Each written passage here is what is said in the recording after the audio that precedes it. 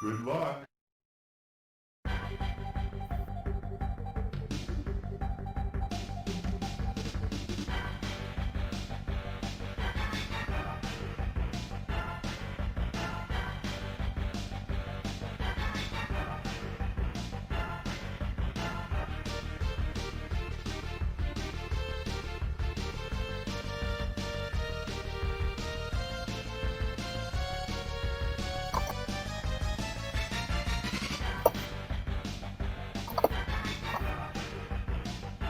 What's up, folks? Welcome to another episode of Watching Paint Dry here on Another Letdown Media. My name is Zach from Another Letdown Media and the Adjacent Text Podcast. I will be your host this evening, along with my good buddy, Mike, better known as Broody Gambit. Mike, how's it going? It's going wonderful. Wonderful. There's a word you don't hear every day. Has something gone excessively right, or just in general? Just in general. Right on. Yeah. So this is the show where Mike and I hang out on a Saturday night after a lot of people have gone to bed and work through our disastrous backlog of miniatures that we need to paint. Tonight I will be putting a ribbon on, or starting to put a ribbon on the Brutality minis, while Mike works through more of the Teenage Mutant Ninja Turtles, because who doesn't need more turtles? I know I do. In fact, I ordered myself some turtles today. Because I want to paint the turtles in like the original comic book style where they all had red masks, and the only like distinguishing factor was their weapons. So we'll see how that goes. I don't know. Anyway, as with all the shows that we host here on the Another Letdown Media channel, we believe in civil rights for absolutely everyone and in being as inclusive as possible, so any comments or activity actively working against that goal are not welcome and will not be tolerated. So let's get down to paint. Kirk, yes, hi, how's it going? This is the music from the original Star Fox. I need to zoom my camera out because this guy is huge. Get this reaver cutter out of here. This is the Demon.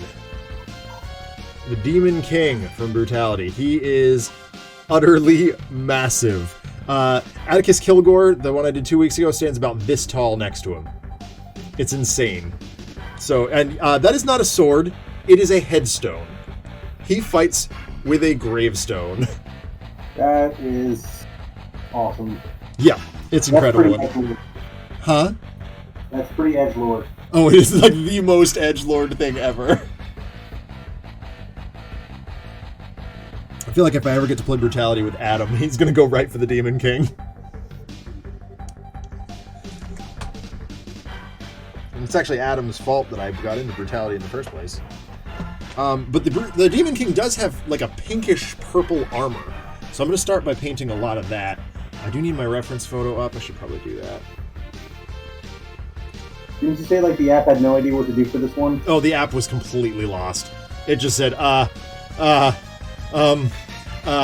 2, and closed itself.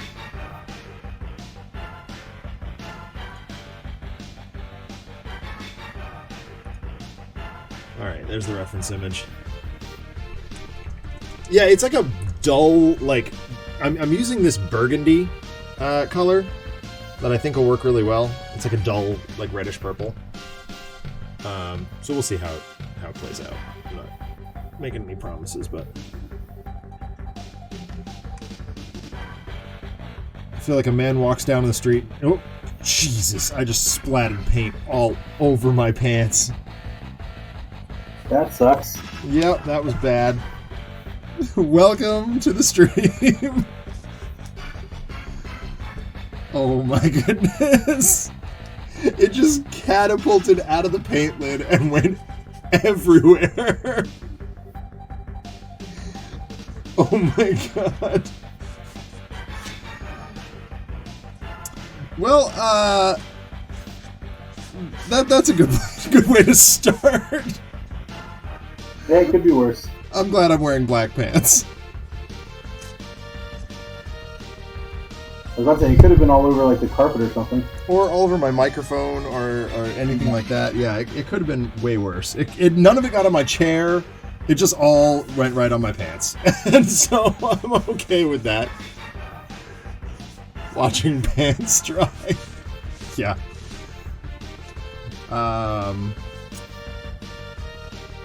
Well, Now the question is, do I just let this go? Or do I immediately try and wash it out? It's water-based paint, so it should come right out, right? Like, OxiClean will just take it out. Yeah. Okay, It should cool. be worth all you. Alright, so we're just going to press on. We're just going to soldier onward. Get a big old brush and just go bananas.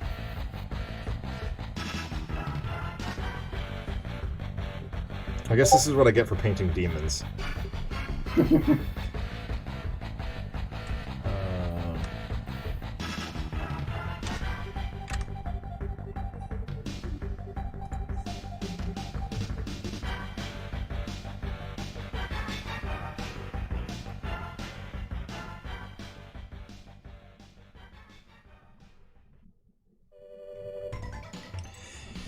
Yeah, so the problem the app was having is that a lot of the Demon Lord is like this dull color, and there's a lot of fading work between the purple areas and the gold areas, and it was just like, I have no idea, and gave up.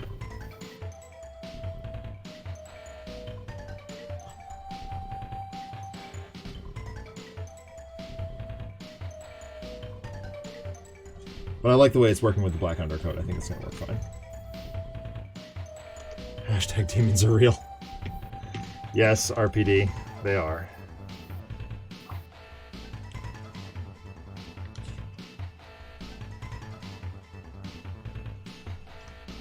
Oh, I guess I could do this. Make things a little bit easier on myself.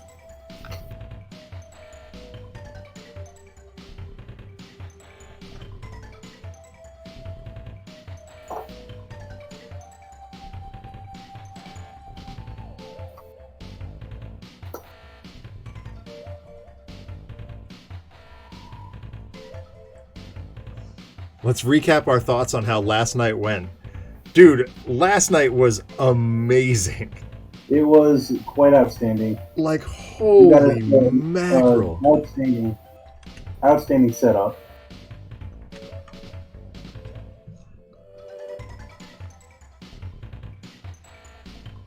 Yeah, just everything seemed to fall our way, which was great. Yeah. And Absolute Zero just iced Baron. Go to bed, Kirk. Thank you, I didn't have to make that joke. Rest assured he would have. Oh, yeah.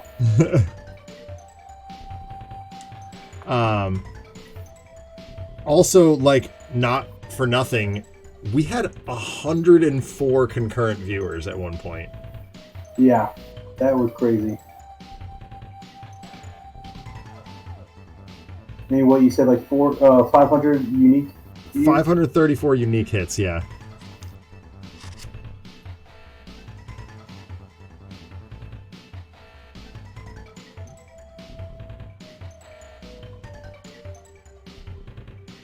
Yeah. RPD, I did love your subtle jabs at the Parsons family too. Like, I know you were holding back, and that was awesome. Like, it was great. Yeah, you only had the 2 spam bots.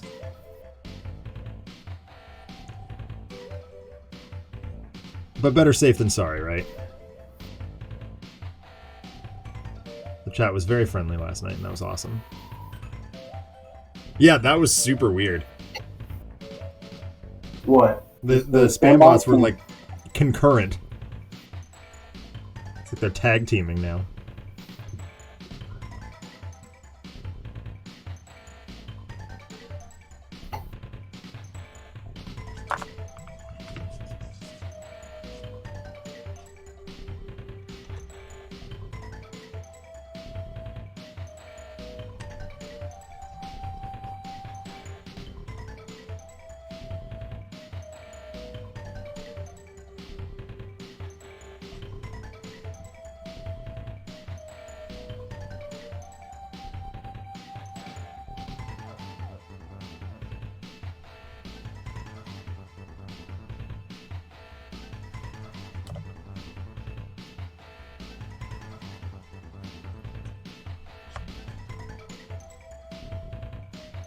I gotta be honest, RPD, I think your jabs at the Parsons family were pretty well timed, and like, I missed those. What were those jabs? Just that RPD hates the Parsons. Like, Yeah. there's more to it than that, but like.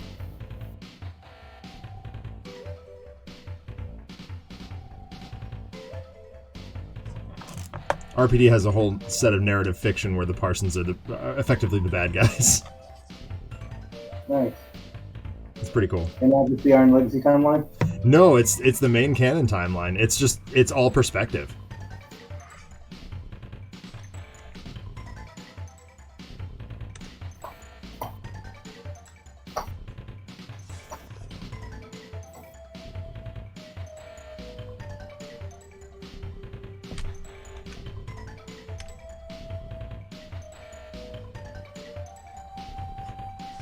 Oh, Battle Network 4. Good God.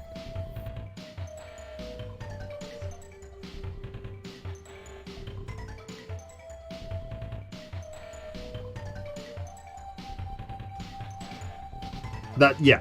Okay, that's fair.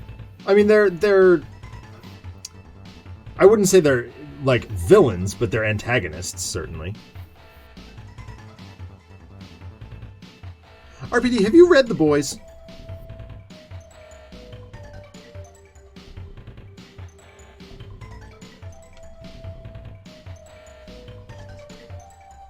You should.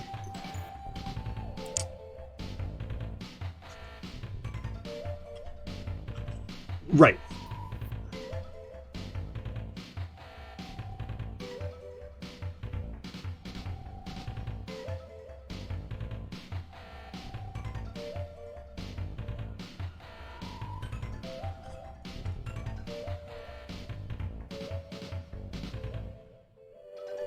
So, Mike, what's unique about the Turtles you're doing this week? Oh, I am doing the human forms. Oh, cool.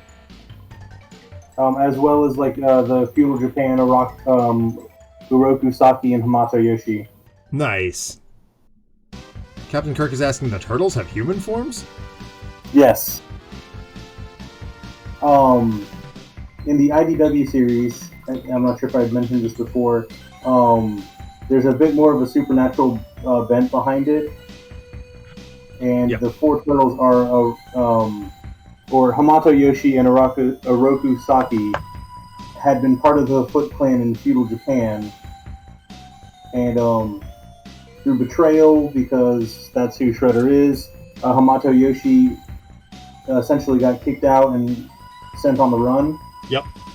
He ends up getting married and having 4 sons. Mm-hmm. And then Shredder eventually finds them and kills the boys. And essentially the turtles are the reincarnated forms of those 4 sons, and Splinter is the reincarnated form of Hamato Yoshi. Nice. IDW does amazing work with the Turtles. Like, I picked up, actually, Mike, you did too, didn't you? My buddy Rich did one of the covers for Last Ronin. It's a gorgeous cover. Actually, you know what? I'll post the link in the chat. If I can dredge it up, hold tight. I know I can. Yeah, like I got the ebook version and was like, I want a physical copy of this, and so I ended up getting it again. Yeah. No, Rich is a good friend of mine. He did a lot of the artwork that I have hanging around my house. He does like random sketches for me and stuff.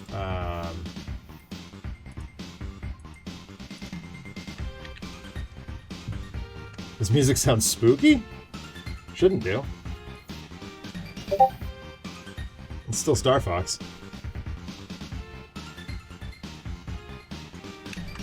Alright, check this out. That is the link to my buddy Rich's website. And he did a bunch of Turtles covers, including the cover for the Last Ronin #1 that both myself and Mike and our friend Sanvar all picked up because we are very fond of it.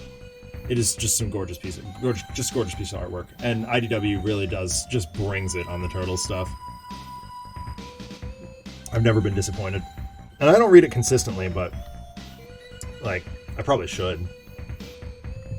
Yeah, like for back in the Kickstarter, they gave us like pretty much all of the comics associated with what was available in the Kickstarter. Oh, that's awesome.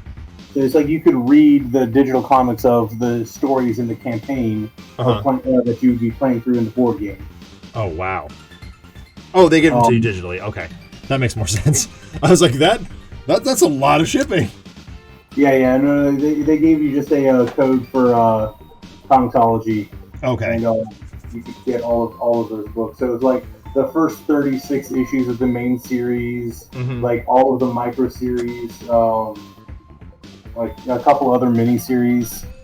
The micro series being like there was like one for each hero, one for each turtle, and like one for each of the main villains. I was gonna say I definitely remember shipping the Fugitoid one.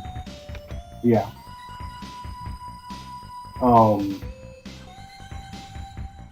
So yeah, the first set was like the 4 turtles, and then there was like one for Fugitoid, Casey, April, and Hob, and then there was like one for Baxter, Shredder, Krang. Yep, I do remember the Krang and Baxter ones while I was working at Jetpack. Oh dear.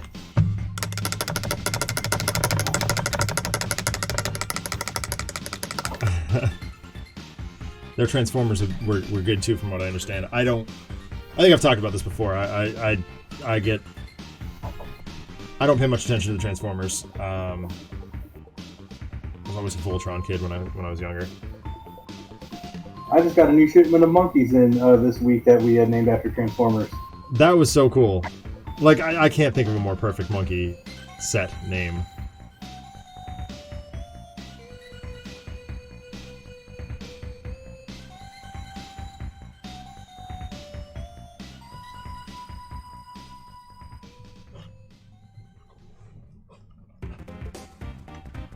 I don't have Skylink sitting next to my computer, not at all. Alright.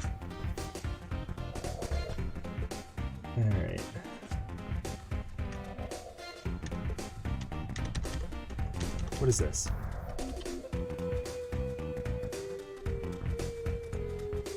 Comes every time. Alright. Handle and the straps. Okay.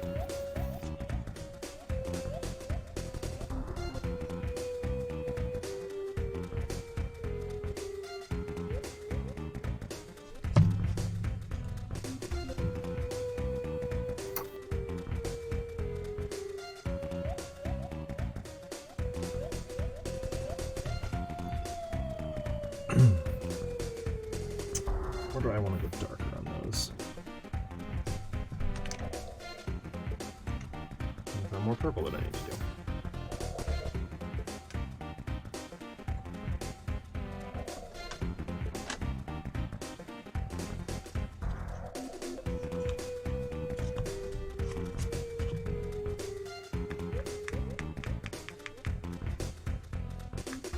So yeah, I greatly enjoyed The Last Ronin when I read it the other last week, or I forget when I read it. It was a week or two ago. Yeah, that's my plan for tomorrow.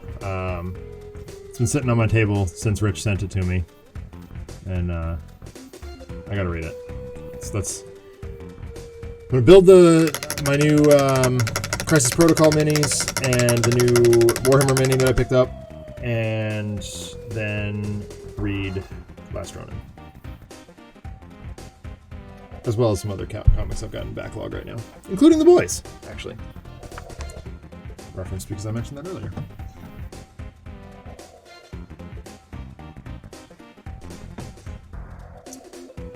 RPD. It is someone very important's birthday today. Today being today for you and not quite yet for Mike and me. Okay. It's J-Tro's birthday!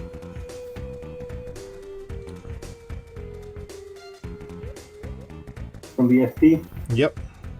And like IRL J-Tro, not just J-Tro the character. Yeah.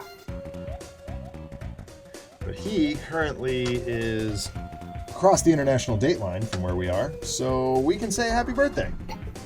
And I will. Happy birthday, Jason Trost.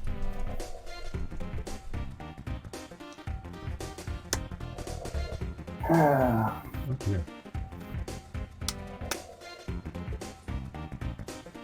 one of the thoughts that inspired it is actually how almost impossible it is for Heritage and his anointed ones to be anything but the villains of the Underdog sports story. Yeah.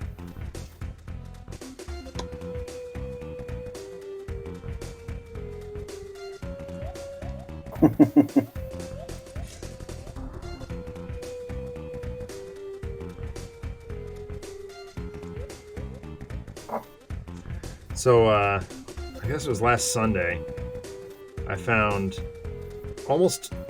just shy of $50 in gift cards in my wallet to the comic book store that I used to work at. So I made a road trip out there and picked up Crisis Protocol effectively for 50% off. Pretty happy about it.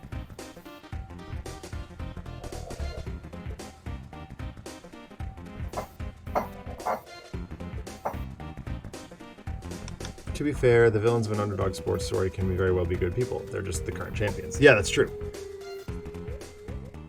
It's an often overlooked fact in movies, but like, it's often not the players that are the like, they're the antagonists, sure, but they're not necessarily the villains.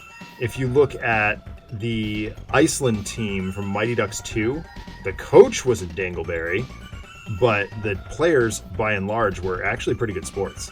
And they actually told him off at the end of the game. You brought this on yourself.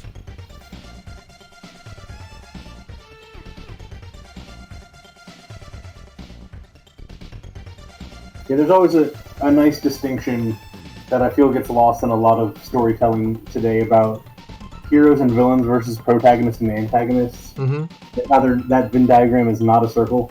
Right. There are nuances, as there should be. Get in there with a smaller brush.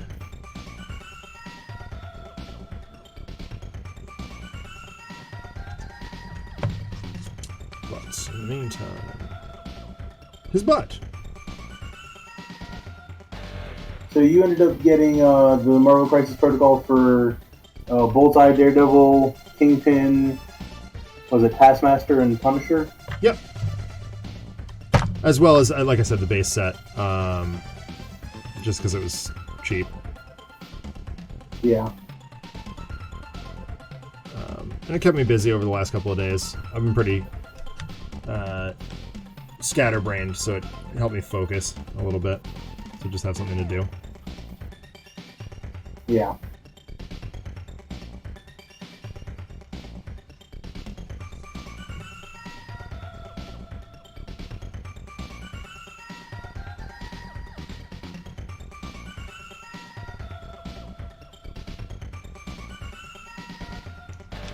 It was nice to have. We had Wednesday off this week. Yeah. For the holiday, and that's also mine and Katie's anniversary, so we were able to chill a little bit.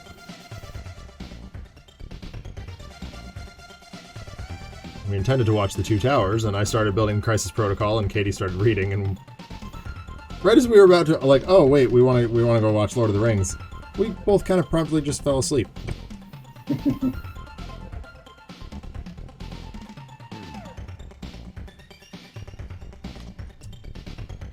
Yeah, I've been chugging along Stormlight Archive. Mm-hmm. Book 4 comes out on Tuesday. Oh yeah, I I'm think I trying saw to that. finish Book 3 again. And I finished that this morning and moved on to the novella Dawn Show that takes place in between 3 and 4. And I'm like halfway through that, trying to get it done. I'll have it done tomorrow, no problem. Yeah. Did you get the Gloria Goldberg book? I did. Nice. Have not read, but have looked at the character. Yeah, her character looks pretty solid. Very solid, very interesting. I will be watching her career with great interest, as they say. Yeah.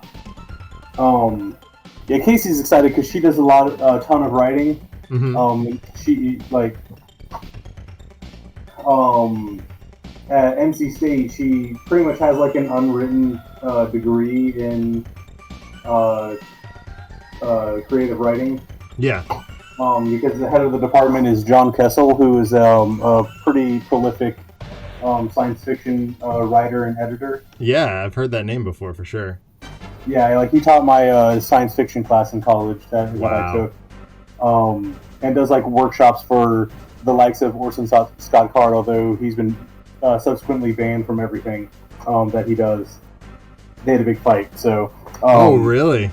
yeah. I don't know a lot of the details about it. I just know there was a big fight between the two of them, and he's been banned. I have some guesses. I'll put it that way. Yeah. But anyway, like Casey was trying to get a minor, and he was her advisor as well. Mhm. And he tried diligently for 4 years to get her to switch from engineering to writing, essentially, as a major, and she never did. Well, I can't blame her. I mean, the job prospects for writers are definitely not as strong as they are for engineers. Yeah, that was kind of her thinking also, but she still loves writing in general. Oh, yeah. And when I showed like the character Gloria Goldberg, the writer, and she's like, "Well, that's my character from now on." Respect. I get it. Yeah, that's kind of like how my degree shakes down too. I mean, I went to Clarkson with the intention of becoming an engineer, and like promptly failed out of that. And it wasn't because I couldn't do the work; it was because I couldn't be arsed to do the work. Like, I was like, this is boring. Why am I doing this? I don't want to do this.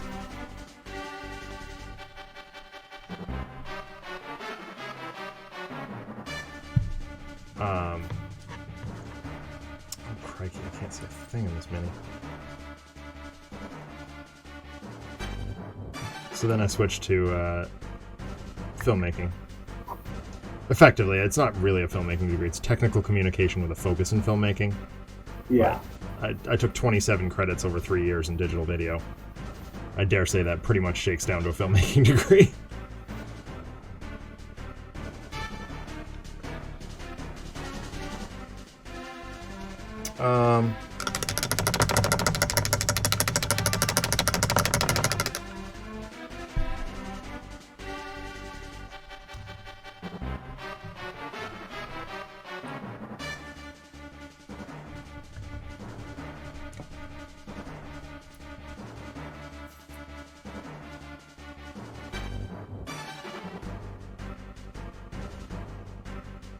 Oh, I guess I should put this away.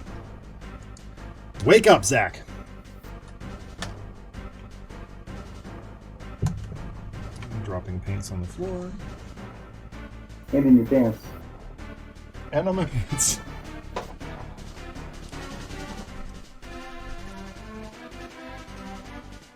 Try this purple again. Do it again.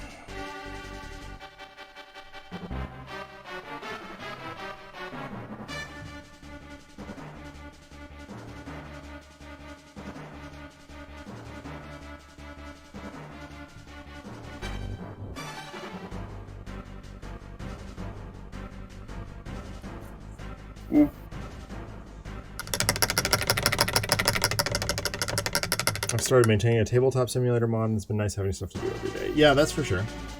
Which mod, Nick?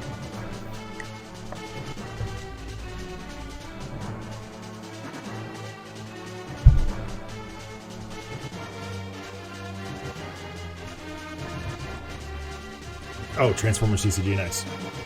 Very nice. I've heard good things about that game. I am hesitant to get into another trading card game because I don't like who I become when I do that. But yeah, I completely agree. I avoid TCGs like the plague. Yeah. I am too obsessive. Mm-hmm. Exactly. And then I must have like playsets of everything. Mm-hmm. And I just buy packs upon packs. And then buying individual cards constantly. Even if I never actually use any of them to play. Yep.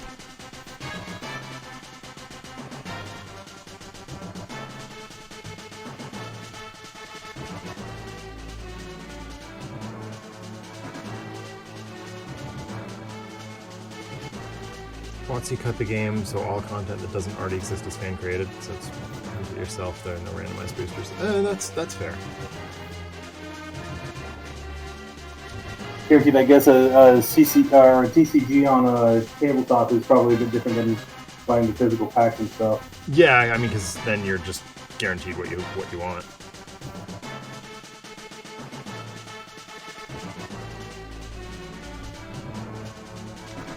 I think people are starting to become a little more accustomed to the fact that you can't compete with Magic the Gathering either, and so you have to, do something else. I do like the living card game model. I obviously you and I have Arkham Horror, but Yeah. I also played Ashes for a while, which was really good. And that's getting rebooted, so I'm probably done with that. But I played Game of Thrones for a while, mm-hmm. And enjoyed that.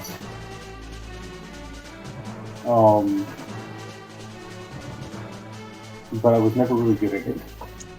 Well, I mean, yeah, I played the Star Wars one for a while too. But one of the things my boss pointed out to me is, like, if you have a group of people willing and interested in playing LCGs, each person only has to be responsible for one, and then you've just got them all, and it's great. And I was like, oh, that's a really good point.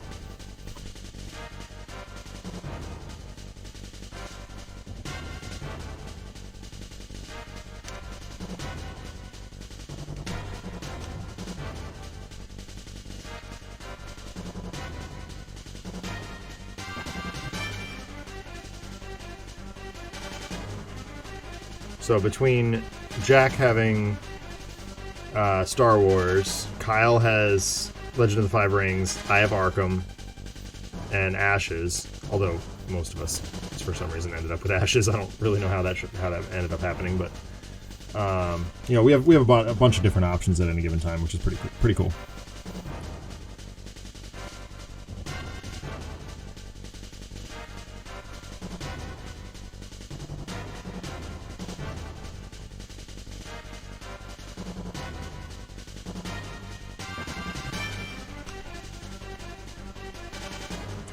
Ashes did have an interesting model.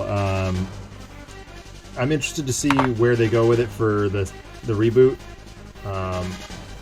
From what I'm seeing, I'm not loving it, but we'll see if that changes.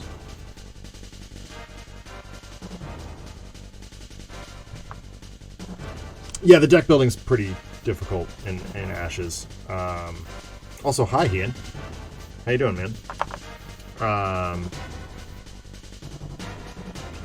I was not a fan of deck building. We ended up mostly just using the precons. We never ran into any tournament situations or anything like that, so.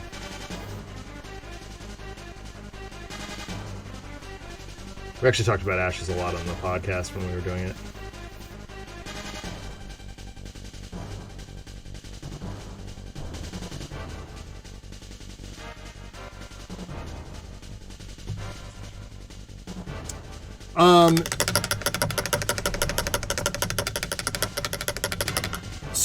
So due to licensing stuff,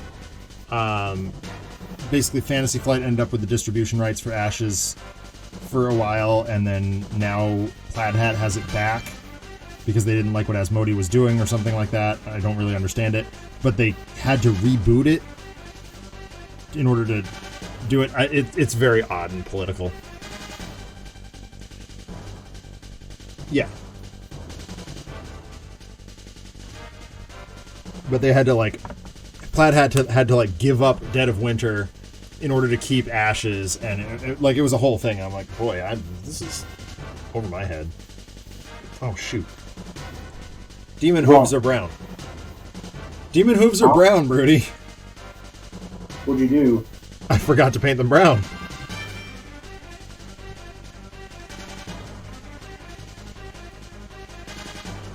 What color did you end up painting them? Well, I just Or didn't did paint you them just at all. them? I just forgot them all together.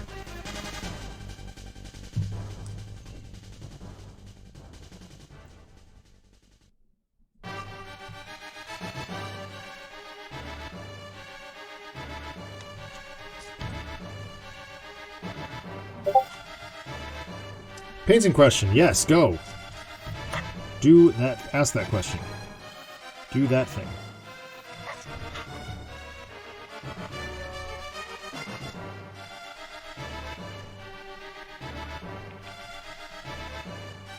You prime something black, and it has sections that need to be black for the final colors. Do you paint black over the black primer? You should. I don't. I do. When I need to, yeah. And then it just gets annoying because I can't tell if I've painted over it or if it's just the primer color. Yeah. And I think that's largely what it shakes down for me as well. Is like, if I'm just doing it for myself, I generally tend not to. But if somebody was, if there was a commission that I was doing with black primer, I would get the black paint over the black primer. Because it does have a different consistency and a different sheen.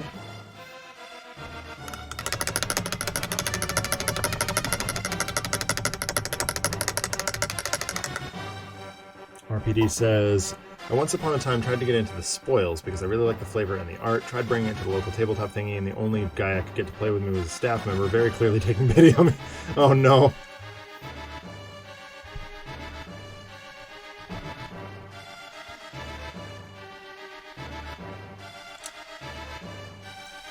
Yeah, that's fair. We were kind of cranky early on with Arkham that Fantasy Flight like expressly said, no, you need to buy 2 base sets. And we were like, what? Why? That's stupid. Just include all the cards you need to play a 4-player game. Like, why are you dumb? But, there it is.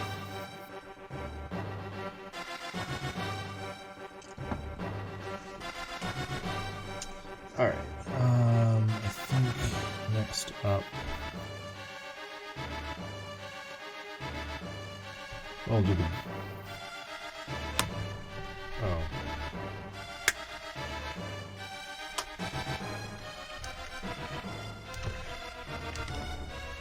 When I started taking Sentinels to the store, at first no one would play until some of the Magic crowd took pity on me, and then all of a sudden people started asking to play Sentinels. Yeah, that's kind of how it happened at our store, too. Like, locally we have become... I mean... Once I started working closer with Greater Than Games, that sort of took off too, but like our store for a while became known as the Sentinels store, where once we were known as the Magic store.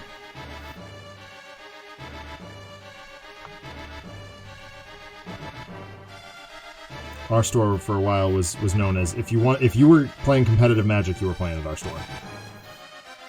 And to be honest, I don't love that. I didn't love that at the time either. Because I didn't want to play competitive Magic. I did. And I was good at it, but I didn't want to.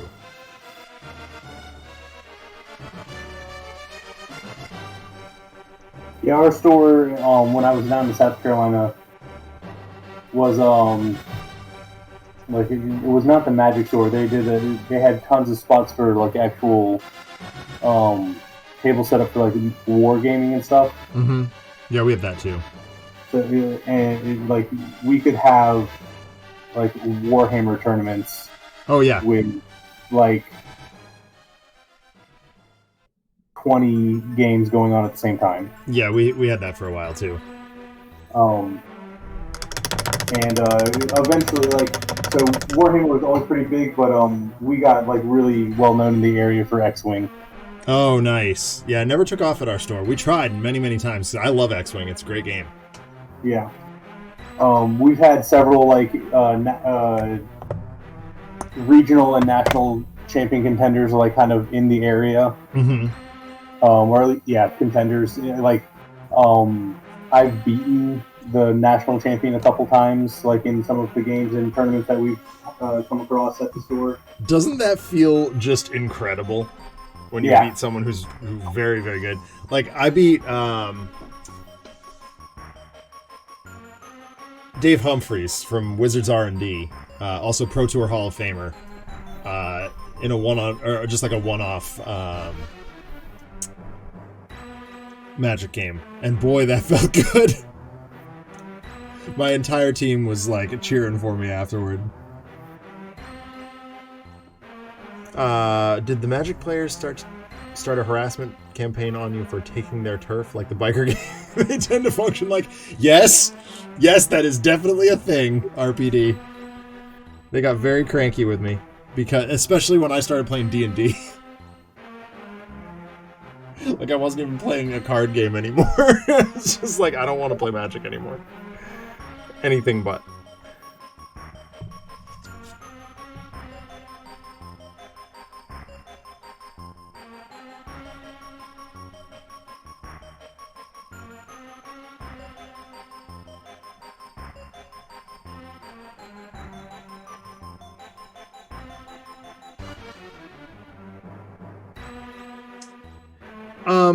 So by and large, Kirk, Magic players are fine.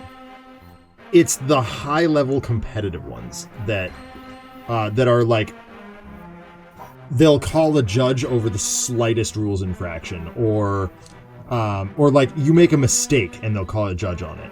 It's like, that's just like, what does anybody stand to gain out of that? You know what I mean? I had one deck that I had built at one point in time. Mm-hmm. Guess what year was this? 2015, I think, was the cycle. Yeah. And it was a red-blue deck that did shenanigans with, like, Niv Mage's Elementals and, what was it, Pyromancers or whatever. That was just, like, I could throw out just tons of Elementals every time, like, I'd cancel, or play, instants, and I could cancel them to, like, spawn new Elementals, or, like, once I got the young Pyromancers out, like, just playing them would spawn out new Elementals, and I'd have tons of Elementals just going every which way. Yeah. And that was, like, right around the time Theros was there, so the, like, Purphoros, like, the Red God, like, all had different things about Elementals being out, and... Yep, that was... There was tons of shenanigans about that, and I loved it. There were just tons of shenanigans about it, and I loved it. Yeah. But, like, the Niv Mage's Elementals was, like, red-blue, and it was, like, when you cast an instant, you can, like, choose to cancel it, and then spawn an Elemental instead. Yep. And, like, whenever I'd cast an instant, like, I'd be like, okay, I'm gonna do this thing, and, like, I'd pause for a second and be like, and then, like, I would essentially choose whether or not I'd want to cancel it or not to trigger that effect. And the person I was playing with was one of the higher level, like, competitive people, and who, like, eventually he just got upset with me, and he's like, you've been taking back what you've been doing, like, 4 or 5 times right now, and, like, you can't do that anymore. I'm like, what? It's part of the card. Like, I can, when I play in that, like, instant, I can choose to cancel it. Right. But I think, he, like, in his mind, the concept was, like, you don't actually play it. So I don't say, like, I'm playing this and then I'm choosing to cancel it. It's just, like, here I'm dropping it down, I'm canceling it, and I don't know what his headspace was in for that, but he was quite a jerk.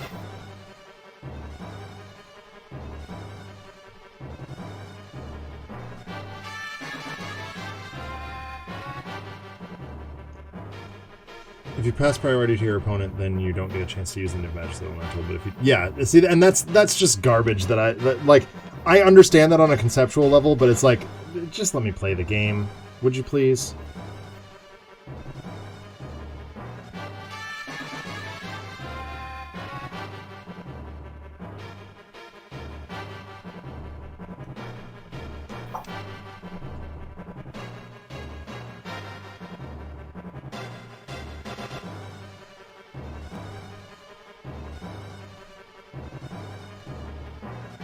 Mm-hmm.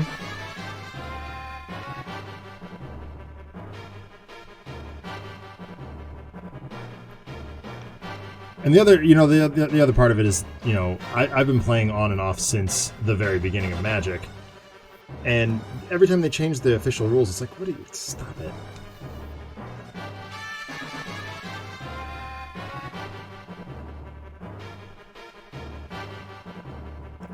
Feels like I'm relearning the whole system.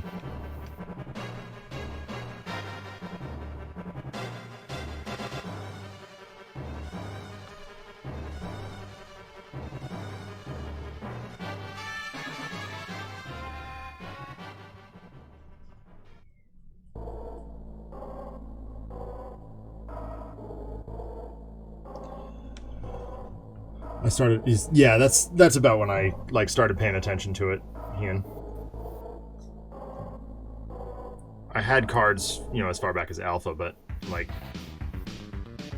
I wasn't really, playing. I was like 3 at the time, 5, something like that. Really, really young.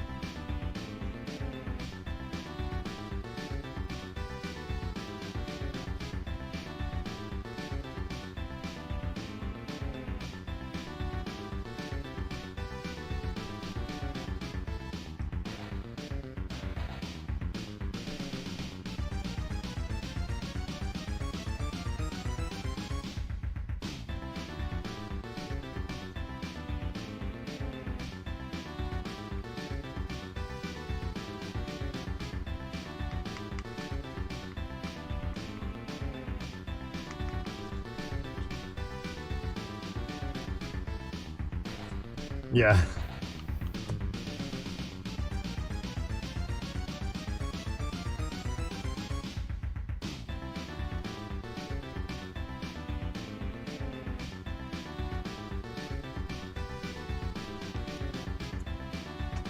Yeah, Magic's been around since the early 90s. That was like, what, 94, 95? 93.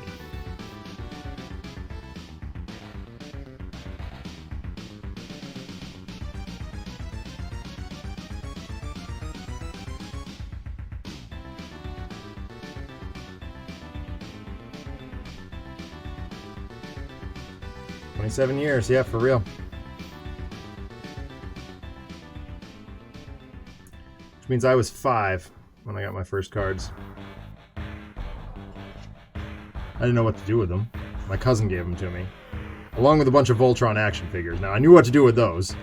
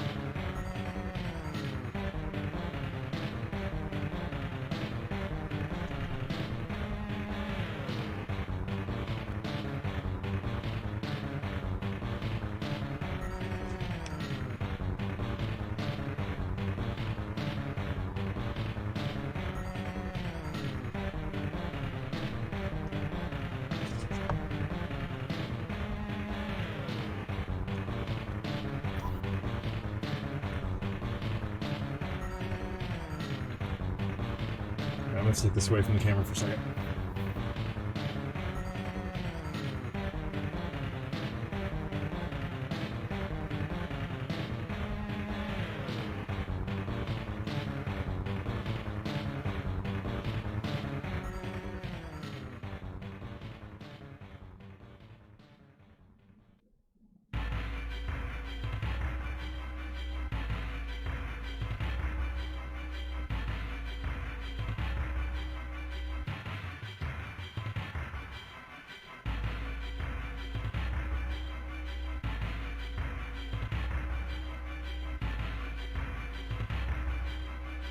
Just taking enough light in there.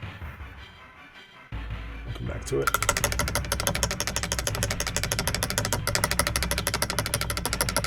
It's not the camera that's the problem, Kirk. It's the microphone. What's happening with Dead of Winter? As far as I know, nothing at the moment.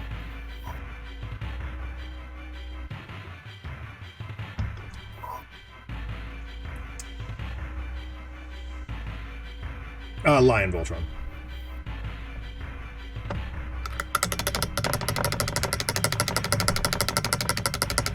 Yes. Semi-co-op. Zombie board game. It's a great semi-co-op zombie board game. I love it to pieces. And I hope that Fantasy Flight doesn't screw it up. Or, you know, even touch it. Like, just leave it alone. That'd be good. That'd be good, too.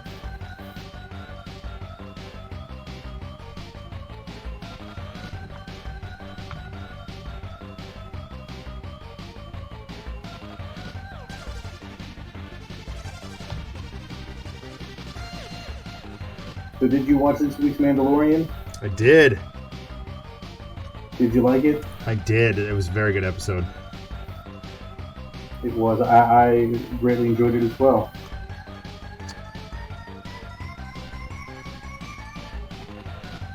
I don't get... So, like, I haven't watched any of the TV shows or anything like that. I haven't watched Rebels. I haven't watched Clone Wars or anything like that. Okay. Just... The animation styles and stuff always bugged me. And I know, like, they're considered good and everything. It's just... Like, I'm very, very particular when it comes to animation of any kind. Yeah. So I tried and I was like, I don't enjoy this. I'm not going to do it. But... So I don't recognize some of the characters that have shown up in those shows and are now showing up in Mandalorian. Yeah. Which brings me to an interesting perspective. It's like,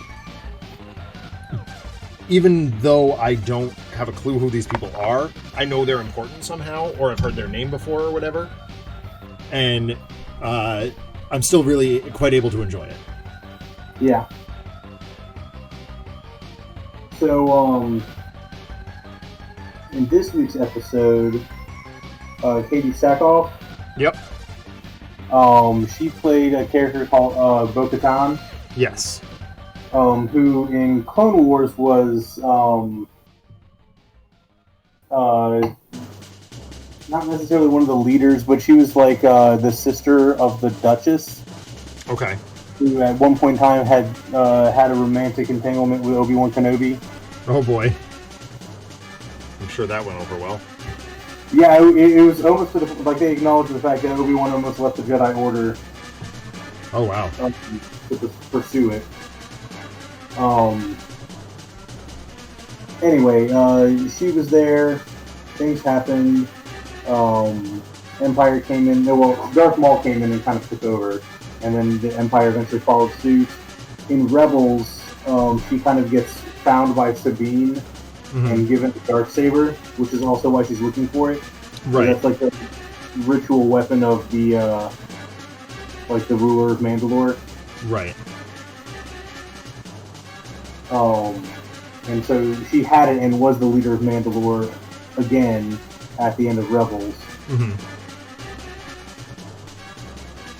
And then the Purge happened at some point in time. Yep. And so I guess she's out looking for it, which makes sense. I also haven't seen I haven't watched through the Clone Wars in a good while, so the Clone Wars stuff I'm talking about may not be as accurate as like the Rebel stuff. I do know the Rebel pretty well. Sure. RPD says, I gotta be honest, as great as my work last night was, my finest line this week was talking to Paul. I got to say, this opens up a whole new world of chainsaw-based possibilities. Gears!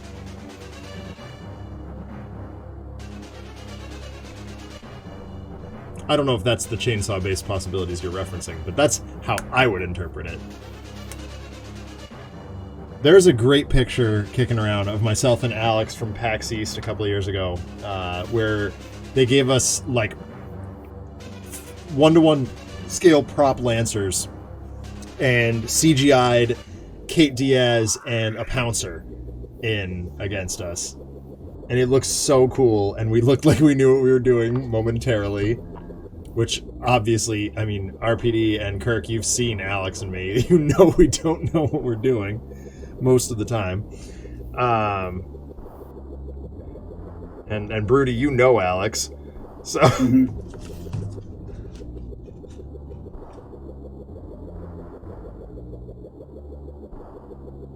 But it's just a very cool picture that I'm quite fond of.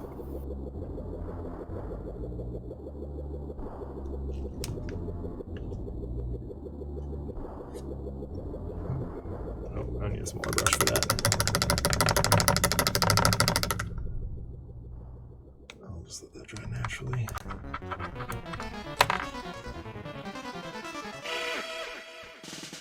Did you see there's a new edition of Blood Bowl coming out?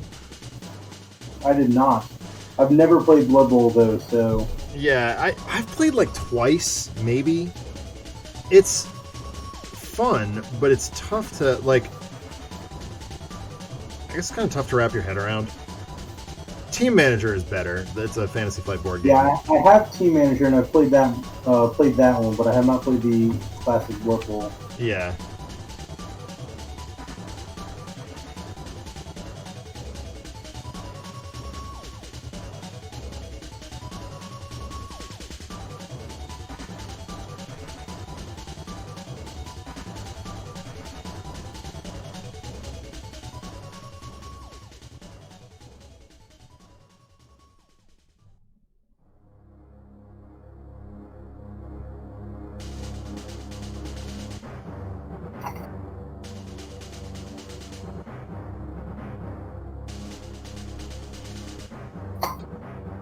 Oh, okay, the Resident Evil Chainsaw controllers. That's right. That's right. That's where that came. Resident Evil 4 was so good. Right? That was during the stretch of time where I wasn't playing games, really. So I kind of missed that game, but then I saw videos and stuff, and God, that game is cool.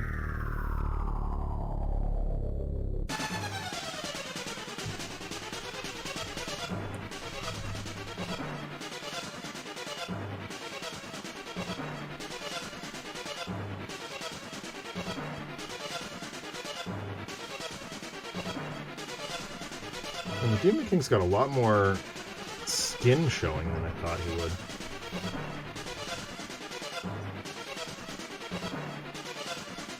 Also, it is the weirdest thing in the world right now, painting skin with a gray.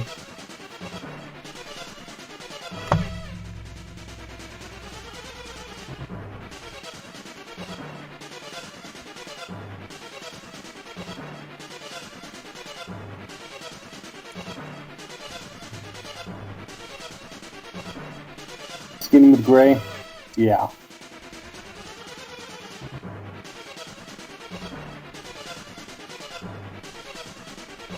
Probably gonna regret this decision. But I'm using a Bad and Black for their hair. Uh-oh.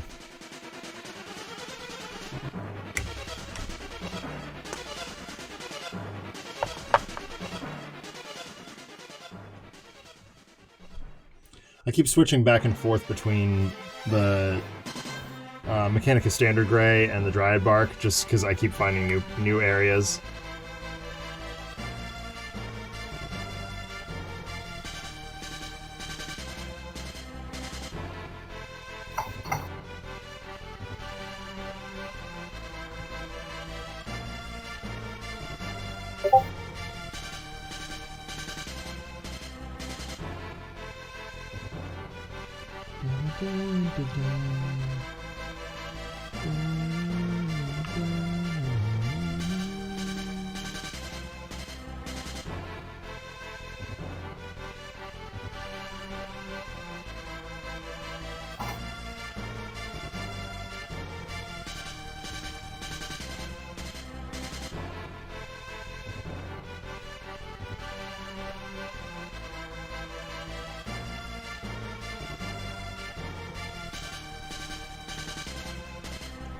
My understanding of the original Blood Bowl is that it was easy to break the game with only a little effort, at least the season play. Yeah, I can't honestly refute that statement.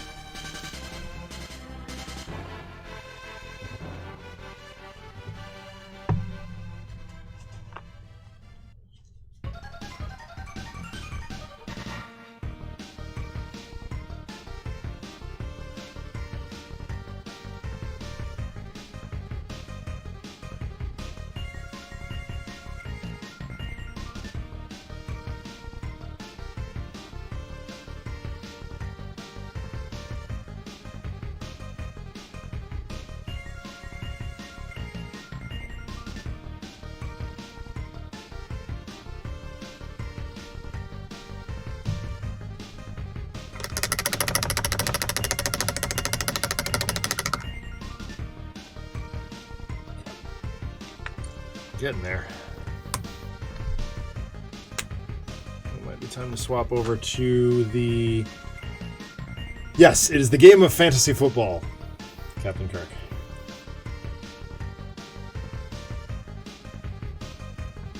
And by fantasy, of course, we mean high fantasy.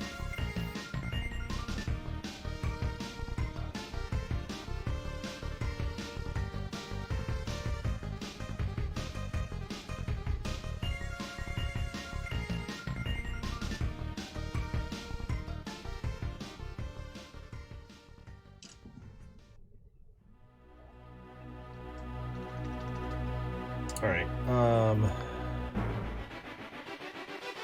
Yeah, all right. Any list on news on Mordheim? I thought Mordheim came back out, didn't it?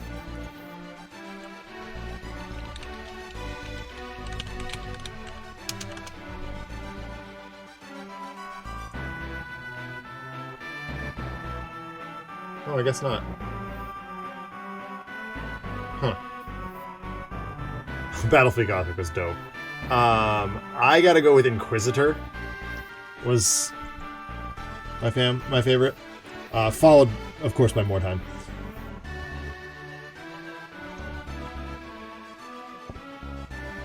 No, we just ran a Mordheim event at the store. I'm sorry, my bad.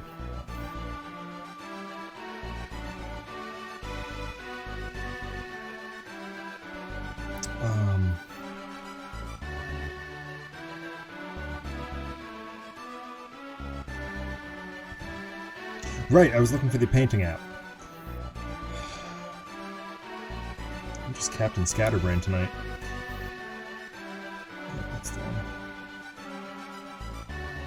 Alright. Time for the Retributor armor.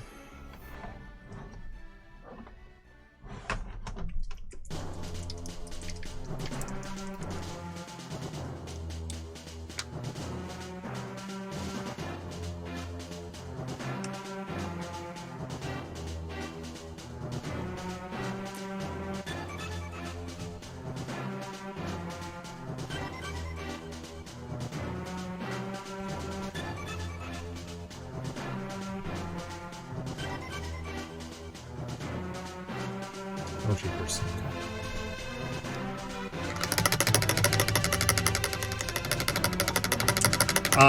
It was a long time ago, and I don't actually remember at this point. I just remember loving it.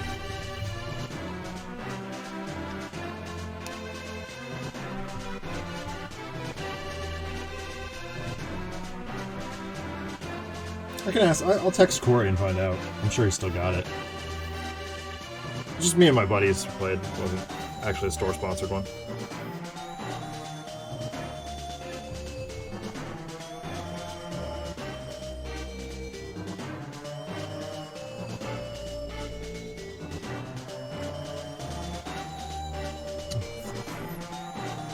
This isn't working at all.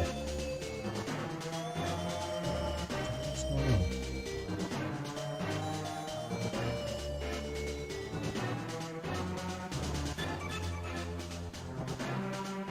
It's rubbing right off. It's not sticky at all. That's no good. No, it's not. It's just making a mess.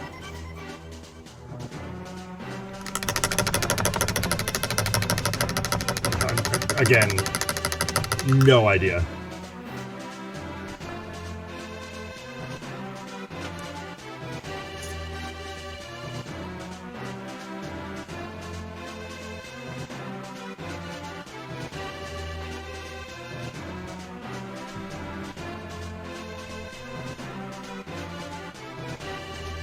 For God's sakes, RPD, you're up. Wow, we got a bot. We sure do. Thank you, buddy.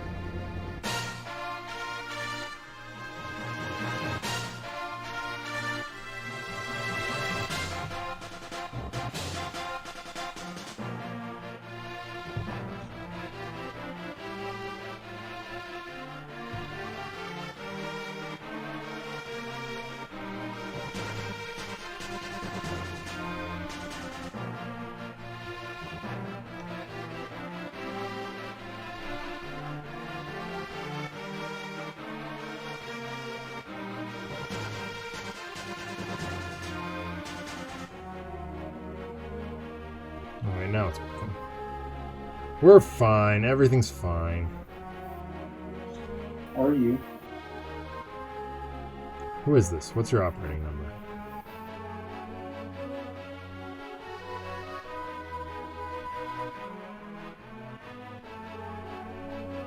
So it's funny, I started saying the everything is fine in reference to the loading ready run sketch, everything is fine, and then I realized, oh wait, I can just turn that into a Star Wars reference.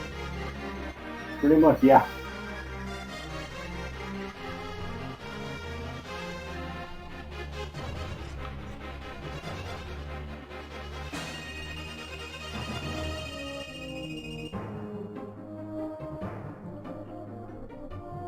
I was about to say the quality control on this miniature is not as good as the rest of them.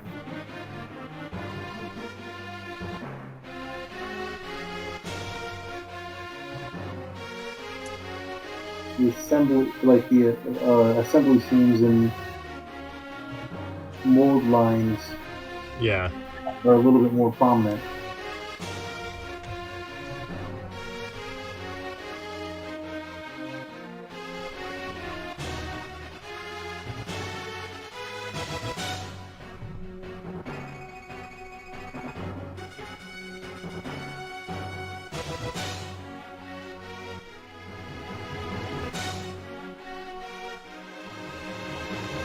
Although doing Mikey like this is almost making him look like a Dragon Ball Z character. I was gonna say, it totally looks like a DBZ character. Alright, so here's a question for you. Okay? One of Han and Luke was TK421. Sorry, what? One of either Han or Luke was TK421. Yeah, it like stole his like armor and was pretending to be him. Yes. What was the other one? I do not know. Who was who? What was the other one? Han was TK422.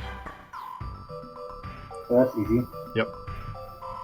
And the reason I know that is because of the Decipher Star Wars card game.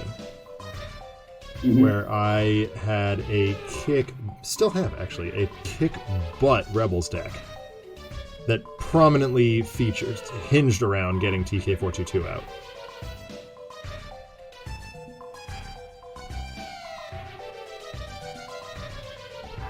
Yeah, the Decipher Star Wars cards game, like, I still adore that game. It's so much fun. Incredibly broken at this point, but...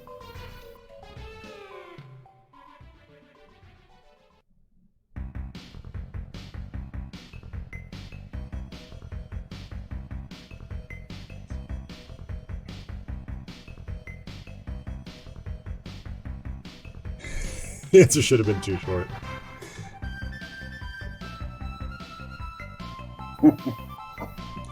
Go to bed, Ian.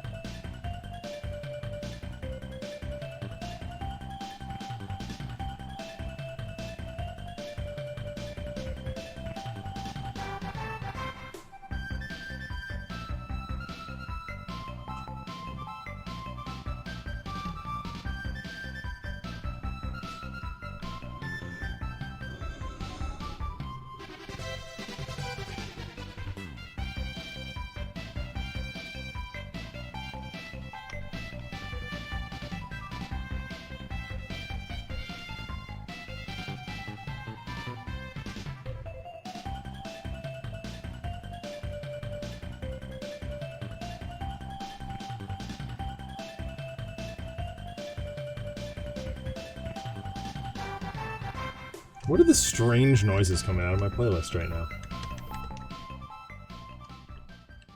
Is it still Star Fox? It is.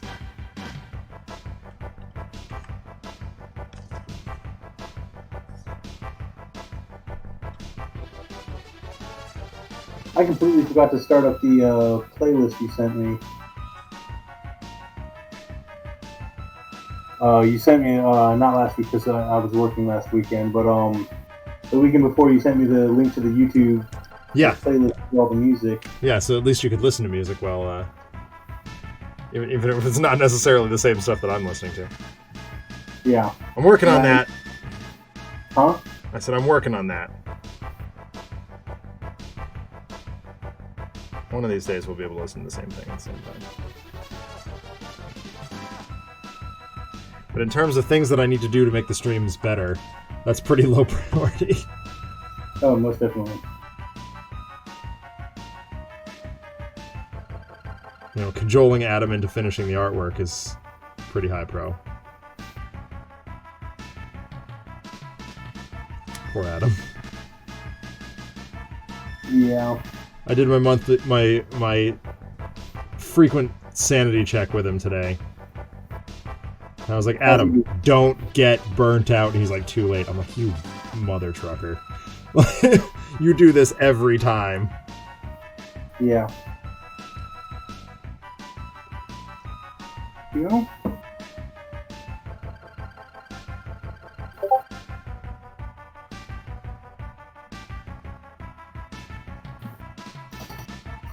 I did a sanity check-in with Christopher also last week.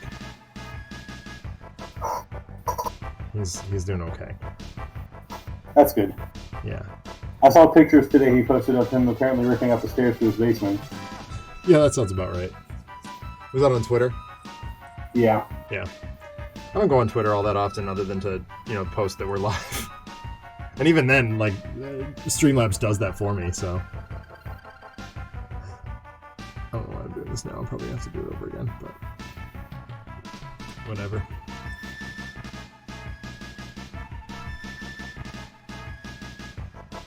Starting to get there with him. Life, it's 3 p.m. Adam, time to take another art project. Adam, yes, dear.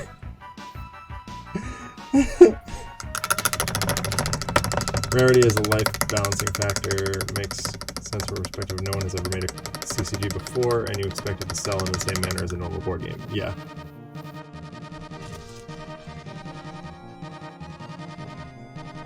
But given that Magic has existed for 27 years, yeah.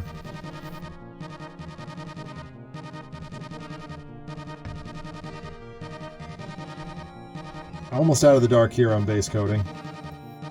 Other than a couple of glaring problems and holes.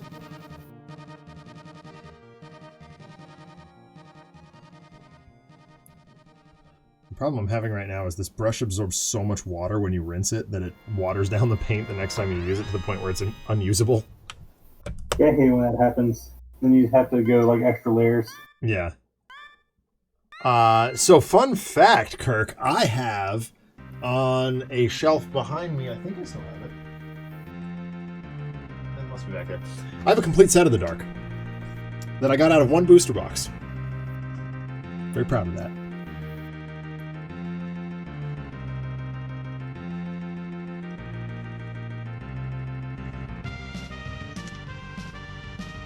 Hey, this is F-Zero.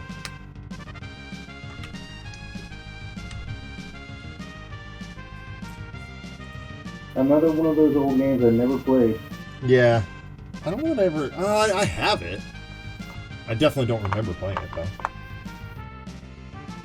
When I was younger, I missed the entire Super Nintendo generation. Yeah. I skipped from an NES to an N64. Mm-hmm. There were a ton of games I missed. Well, as you know, I was not allowed to have video game consoles in my own house, so I had to go to my friends to play them, and that's largely what happened to us too. It's like the after-school program we went to had a Super Nintendo, so none of us bothered to buy one. Yeah. And as long as the games were appropriate, they allowed us to bring them in, so we just bought the games.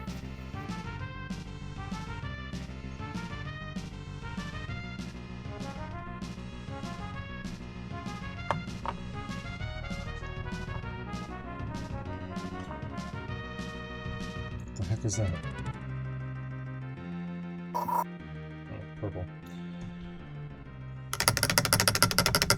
I love the Babylon 5 CCG. Yeah.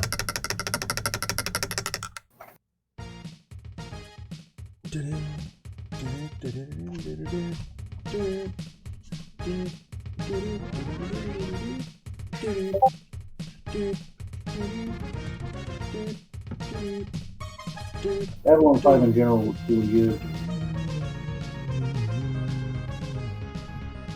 I don't know much about it, to be perfectly honest. It's one of the holes in my nerd cred. I mean, I didn't watch it until like two or 3 years ago. I like did a watch through for my first time. Mm-hmm.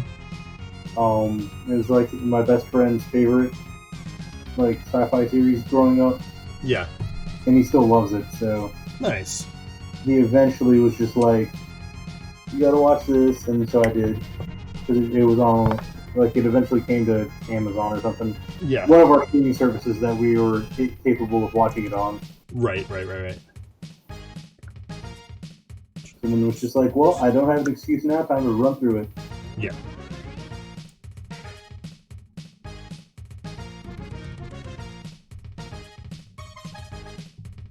It's amazing, just like the storytelling, Mm-hmm. like how good the story can be. A, with a consistent writer, because JMS did all but 2 of the episodes. He was the lead writer for, Oh, wow. and he directed like a lot of them also. I Nice. think, if I'm not mistaken, I may be mistaken on that. But he also like very clearly had like a 5-season arc, like planned for. Uh-huh. Not like Lost, where it's just like, here's ideas, and then they're making things up as they go along. Oh, no good. Yeah.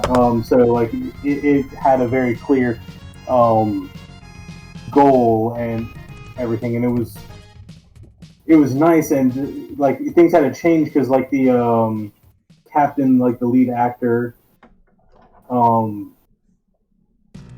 forget what he got it. Schizophrenia or something, and made it so he like couldn't work anymore. Like he couldn't take the acting job. Oh, wow. It was so bad, and so they replaced him and had to work the story around that to kind of change the plan for his character to the new guy. Well, the willingness to do that speaks leagues of a writer team. Yeah, and he also like was JMS kind of talked with the actor, and they both decided to like keep the reasoning behind it a secret until he passed away. Mm-hmm. And so like the fact that he had like the schizophrenia or whatever it was,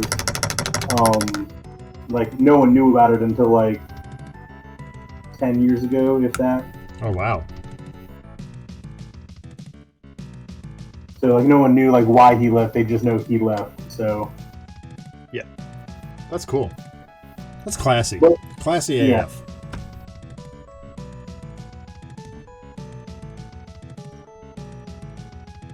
it did have one of like the best written like time travel arcs that I've ever seen. Mm-hmm. There was stuff like all the way back in the first season that like was set up that in season 3 when they did the time travel arc was like you see all the stuff and it's like, oh wait, I remember that.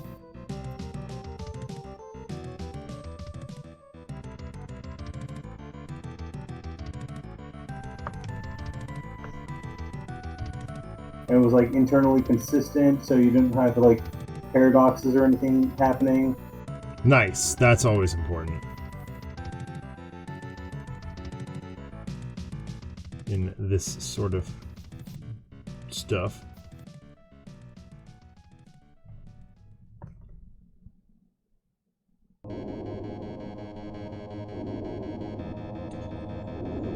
Oh my gosh. Almost there, I can taste it.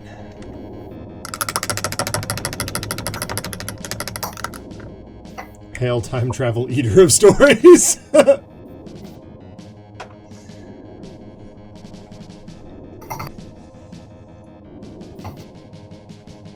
need to inspect this a little closer.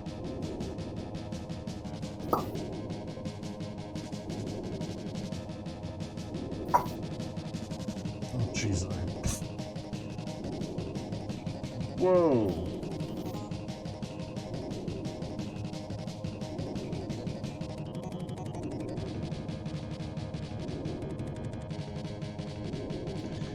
Well,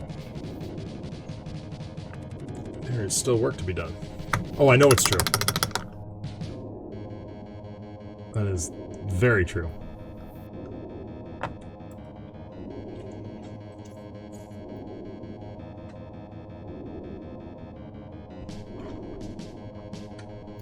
Just noticed a couple of really glaring issues in coverage here.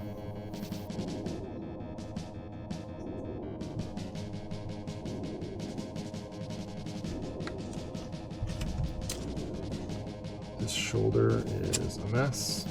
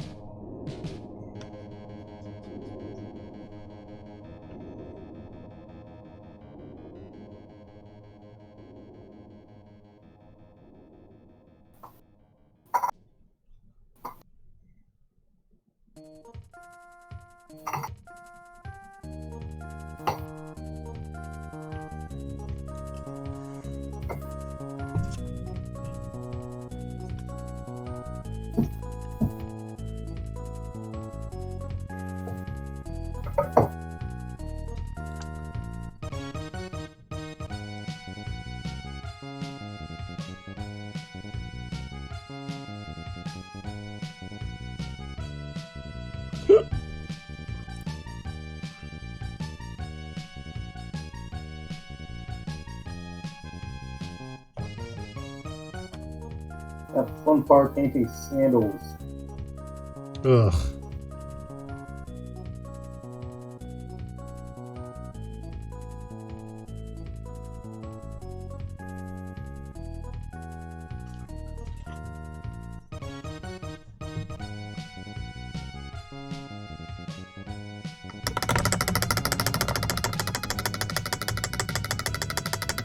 I want to look up in your cold, dead eyes and wave just like this. Do you think you and your associates can do that for me?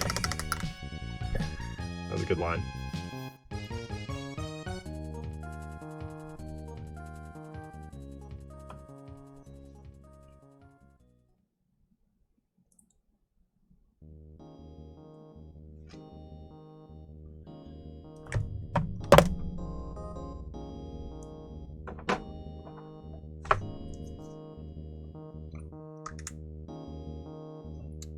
Were I a smart person, I would reset my palette on my stash of paint cans on my tray, so I'm not like constantly reaching around trying to find things.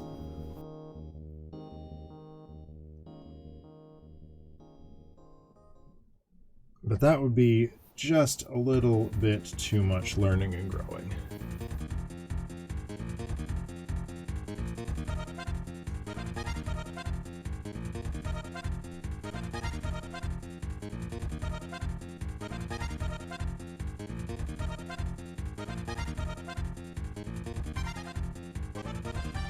Remember how we were just barely a few minutes ago talking about second coating because paint was Sick. too wet. Yeah. I'm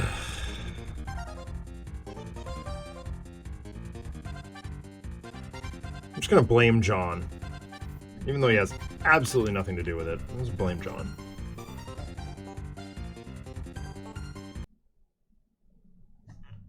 Dang it, YouTube. What are you doing? What are you doing? Yes, I'm still listening.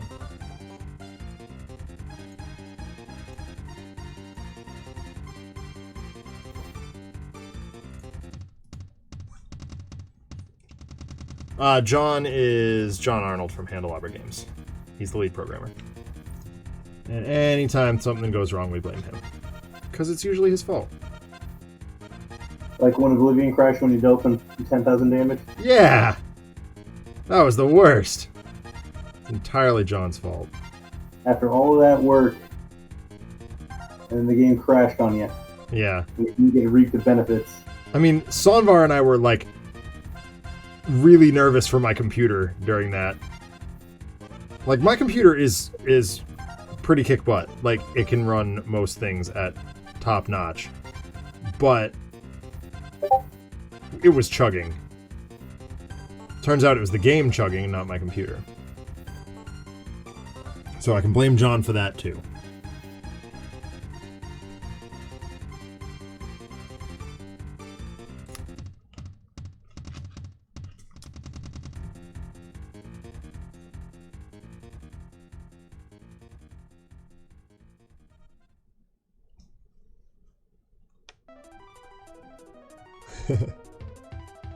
The John Blame Wagon.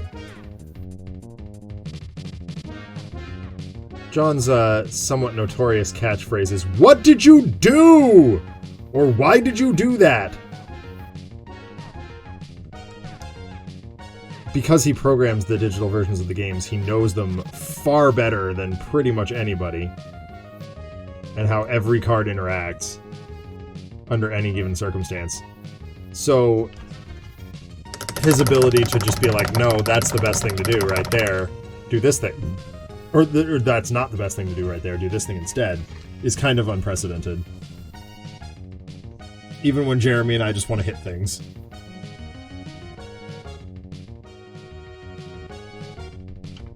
And RPD and I have had this discussion a few times. It's like,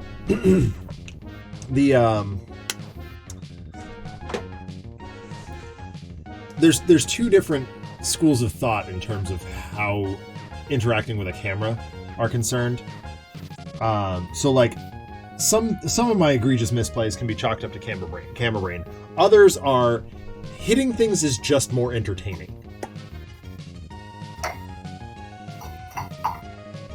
So oftentimes I will play Sentinels especially very loosely, although I did it with Magic too for a while. Just to be entertaining.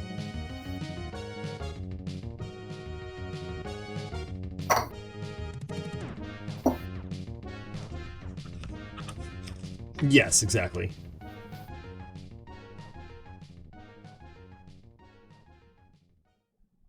And there are two ways. Sorry, go ahead. I have noticed, like, when we play Buffy, when we were like play testing the Sentinels last week, or earlier this week, getting ready for last night and everything. Yeah. That in several of those games are like, yeah, we do get to be very punchy. Yeah. It's like focus on beating the bad guy, and like all of us kind of focus on that. Like I have to make a concerted effort to be like, no, we need to make sure to like rescue the townies. Right. To make sure that we don't get wounds and lose that way. I go out of my way to try and play that way on camera because I normally don't think about that myself. Right. And like, I think our team for that show, and the reason we've standardized it the way we have, as opposed to bringing on special guests every week, is we have consistently shown that we have a good balance of that. Like, you've got Greg and me being just complete whack jobs over in the corner, and Taffy does it too. And like Jacqueline kind of, she'll feed into both directions, but you and Shamali ground us and like, no, we need to handle this thing. But you also bring a fair amount of, a good balance of entertainment as well. So it's the team we have is pretty much ideal for what we're trying to accomplish. It is, yeah. And yeah, Ian, you're absolutely right. He's spent a lot of time translating Christopherese. Christopherese? Don't freeze Krista. Krista's good people. Also because Joe Diamond needs to not be threatened. Also because Joe Diamond needs to not be too threatened to preserve the timeline. RPD, have I ever told you, I'm sure I have, about the time that Sammy got Joe Diamond stuck in Carcosa with minus 37 hit points, or sanity points? That does not sound like a good place to be in. Nope, it was real bad. Although Joe Diamond thought he was the Lord God of Carcosa. That was really funny.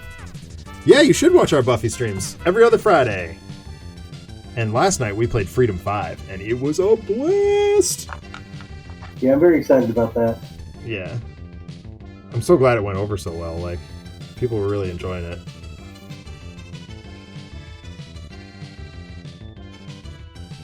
And we convinced at least one person to back the Kickstarter. I had it at 5 by the end of it. Awesome.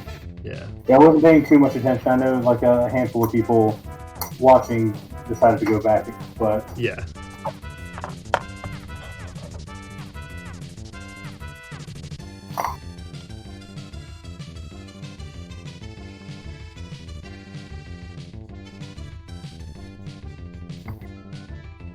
We convinced Andy. That was our big win last night. yes.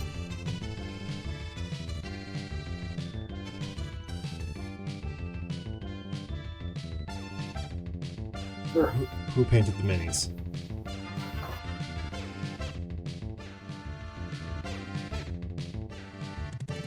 The Ribitaro brothers were there too. RPD. Lurking, but they were there. And I know that because Captain Kirk gifted them both with subs. So here we've got the set, base coat finish. Oh, they look sick! I'm nearing completion on the base coat of this one too. Just finishing up the headstone shield sword thing. Flambarge.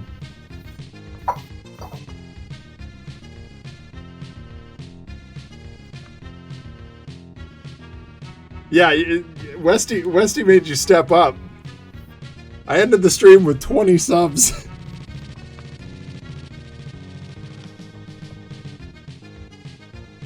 Zero animation just kept going bananas.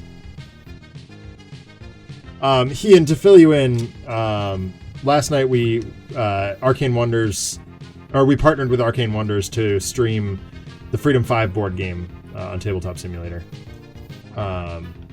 It is a good zero animation. I wish I could take any credit for it. I just found it online.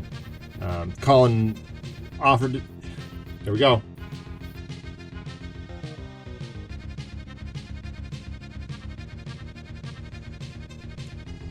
There we go. There's the zero animation.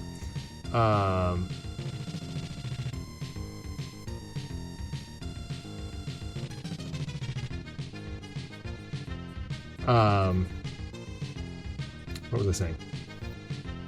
Oh yeah, we partnered with Arcane Wonders for that, and we had 504 unique people viewing.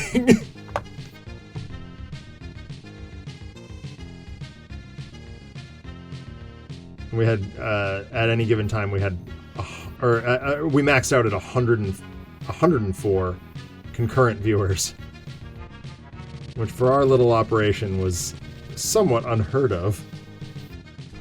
So much so that RPD mentions a bunch of people we know from other Twitch chats popped in to be like, what the hell did you do?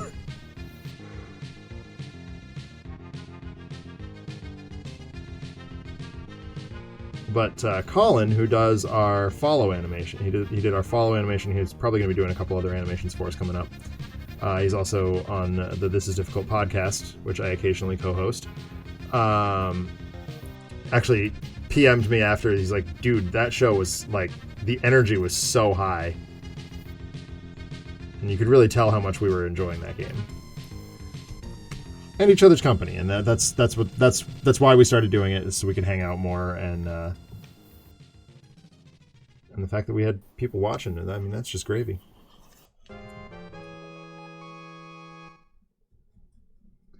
We were able to ring in the end of the Kickstarter with thunderous applause.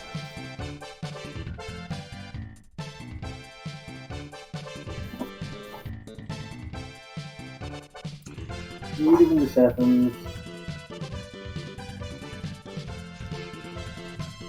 So you will notice that on this giant headstone sword thing, I'm kind of going a little sloppy with the gray. Mostly that's going to add weathering effect later, as opposed to the nice smooth finish that I did with the skin, which is the same color. I should just tail to it. I wasn't going to, but changed my mind.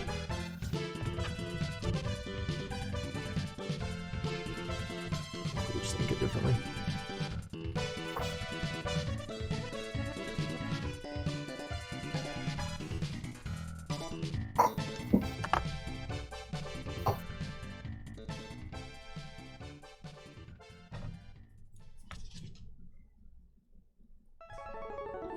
Go. All right. To compensate for failing to properly turn into the Bobby Heenan of Twitch chat, I'm gonna set a good example for Broody and go to bed. See you in the future. Oh, see ya, RPD. Thanks for stopping by, man. Appreciate it. That makes good theater. Now you need to find more Ending Soon games to demo on your stream. Yeah. I mean, like, we're not gonna go out of our way to do that exclusively. Like, you know, like I said, the point of what we do on Friday nights is, or every other Friday, is to just hang out and spend some quality time with people we like don't get to see all that often, and play games that we love. So it started with Arkham Horror. You know, we all share a passion for that, and then we, got copyright struck, I guess, copyright threatened, I should say, by Asmodee pulling the Tabletop Simulator mod down. And so we called an audible over into the first edition. We played that for a long time, and that was super fun. We still enjoy that very much, but someone was just like, I think, Mike, it might have been you, suggested we play the Buffy game. Or maybe it was Greg, I don't know. I think it was Jared. Was it? Oh, no, it wasn't Jared, because he doesn't know the Chamali. game. Was it Chamali? We're going to see everyone, and we'll be right eventually. Yeah. Someone suggested it. And we went with it, and we loved it. So we started playing that on stream, and we've developed a few more gimmicks and stuff. Which, by the way, the next time we play the Buffy game, my summary is going to have to be off the chain. Yeah. Because I just got to season 5 of Buffy.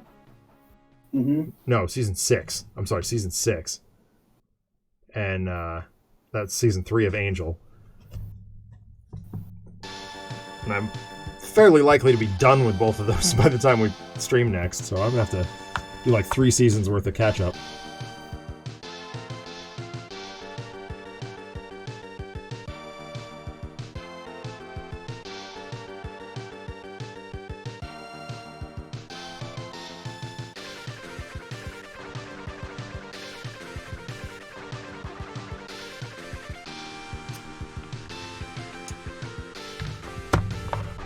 He's pretty awesome like that. Captain Kirk is one of the show's biggest supporters. We really appreciate him around here. We really appreciate all of you. Your willingness to hang out with us and chill as we paint. Alright. Believe it or not, I think that's actually the base coating on this model just done.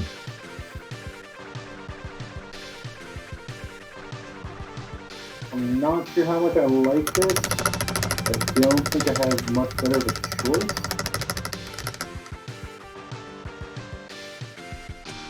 I'm glad I can be that support system for you, Kirk. It's yeah, the days that I stream are often the stressful ones. Can be stressful. End of the week sort of stuff. So it's nice to have this to sort of settle down. Rudy, those inks look great, man. Yeah, so I decided I have Cassandra yellow, but which is like a dark orange actually, but it's not quite dark enough to really add a lot of depth. Yeah. Just over the orange, so I decided to go with the crimson. Yep. The Sure. Caribou Crimson, which is a reddish. That's actually exactly what I was reaching for right now. So I can can go ahead and do that. No, Buffy Angel is one of my like annual rewatches. I watch it almost every year. I grew up that is one of the few shows that I did grow up with. For whatever reason, my parents allowed me to watch it. They wouldn't allow me to watch SpongeBob, but they would allow me to watch Buffy. Go explain that one. What?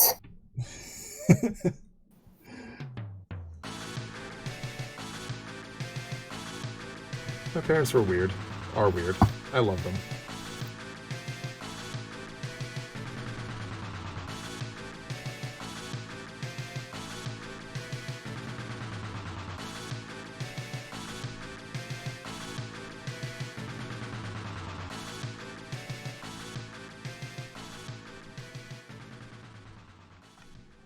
It's obvious that SpongeBob is the messenger of the Devils.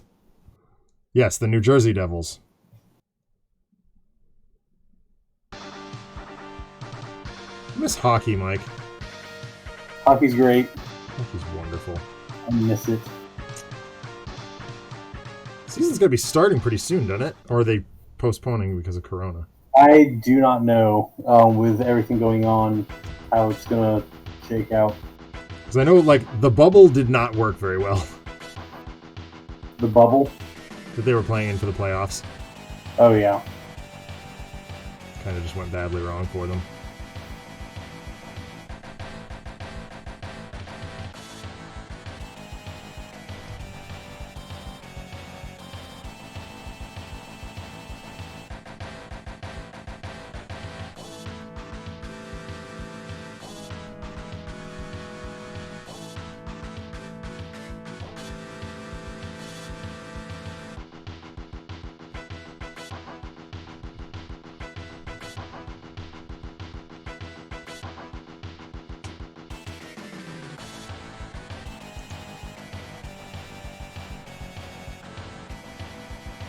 No, I think that the difference was Buffy was on the previous week's episode was on like Tuesday afternoon or something like that when I got home, so I could just watch it before my parents got home. So I don't know if they knew I was watching Buffy, but He didn't let you watch Buffy. You just got to watch Buffy. yeah, I just did watch Buffy. That's good. Green glowy bits in the eyes. I'm trying to duplicate the picture, Kirk.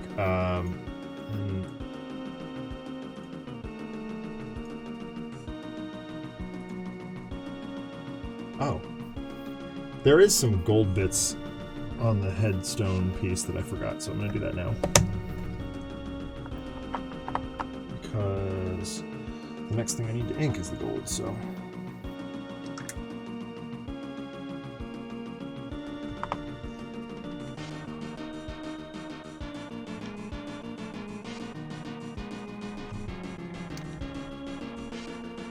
Crown, torch, sword, belt, collar.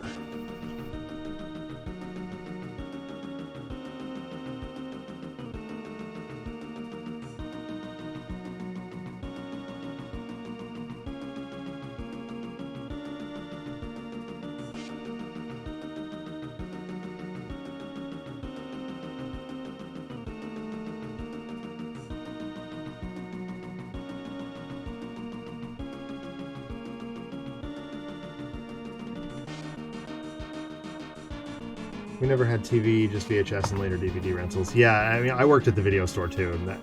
But once I got the job at the video store, all bets were off.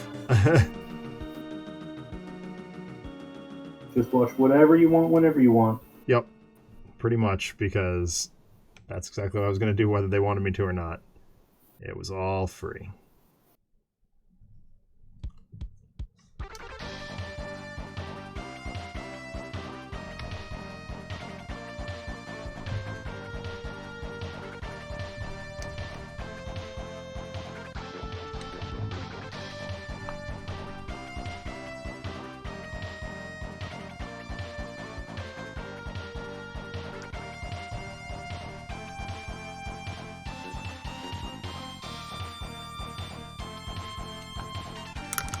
All right.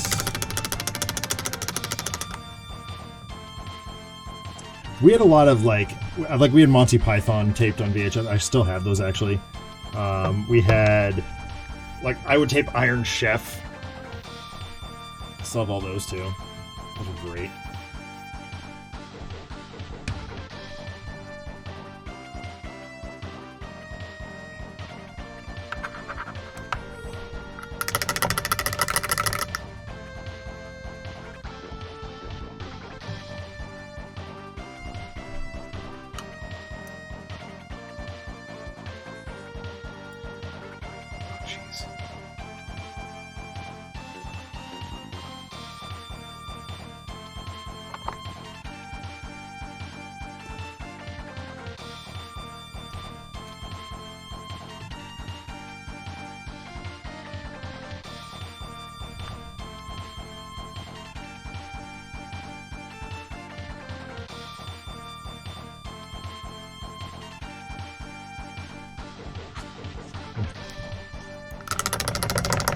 Yeah, Thunderbirds, yeah.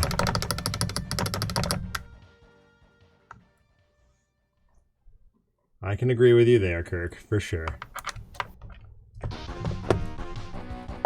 Alright, where's the Grex Earthshade? There'll be a lot of this.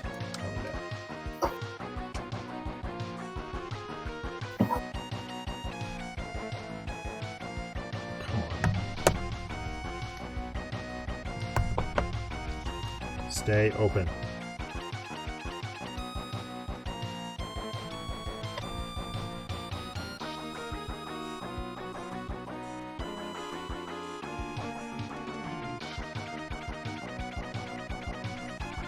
Oh my gosh, Agrax the Earthshade reacts so cool with the Retributor armor. Mm-hmm. That looks great. Right?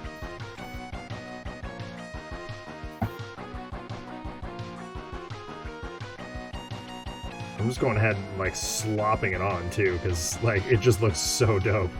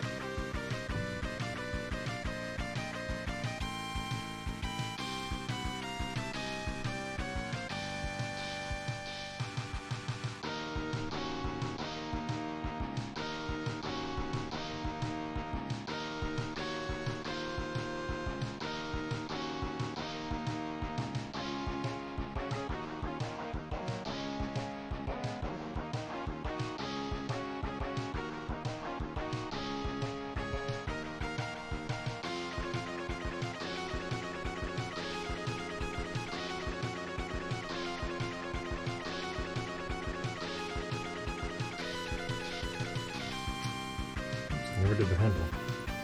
So I gotta fix that.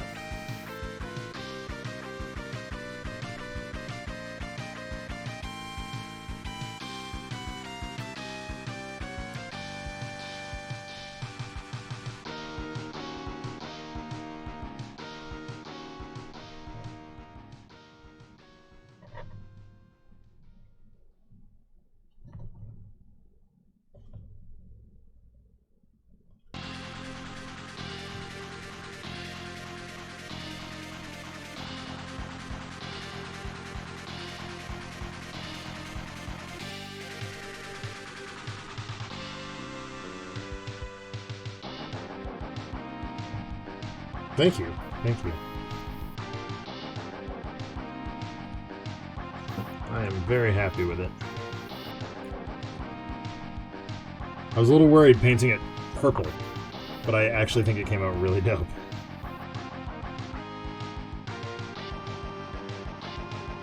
Would you paint purple? The armor. I'm gonna hit it with a little bit of a Ironbreaker dry brush to give it like that shine. But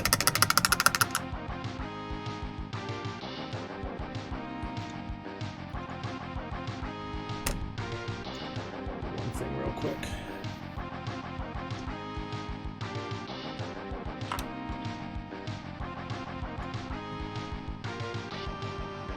I gotta be honest with you, Kirk.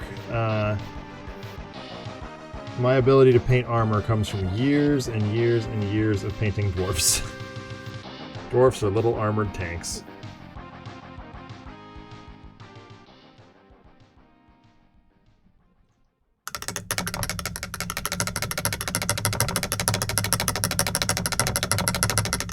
Functionally, what I'm doing here is exactly the same technique that I did on my Chaos Dwarfs. Just with slightly different colors. Oh.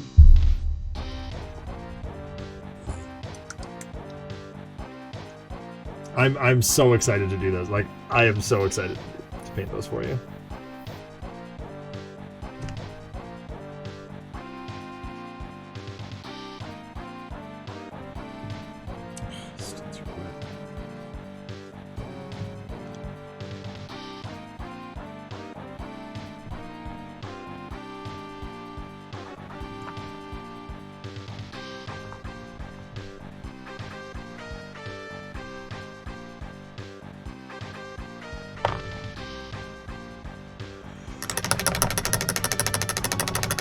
Except for Berserkers.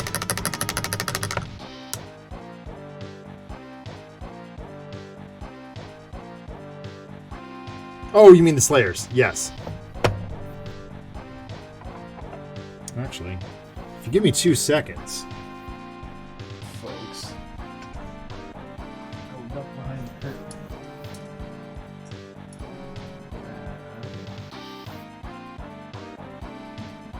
We'll pay no attention to you.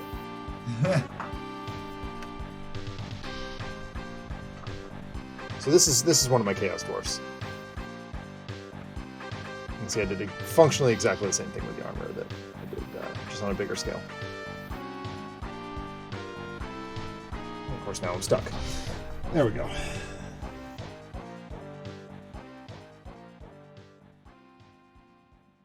Yeah. Oh, yeah, definitely. Definitely.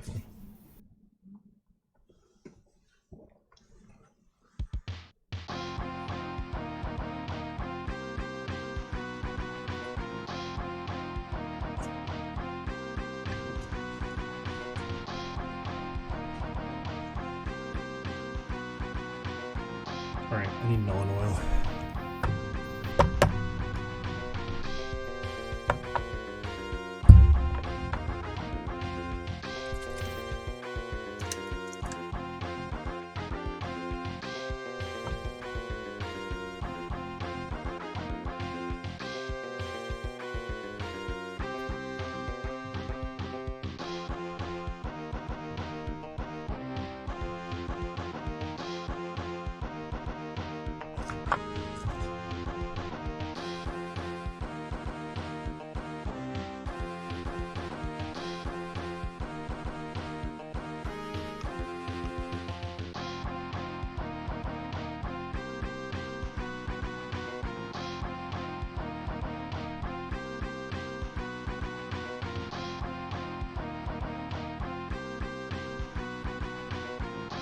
Dropping stuff.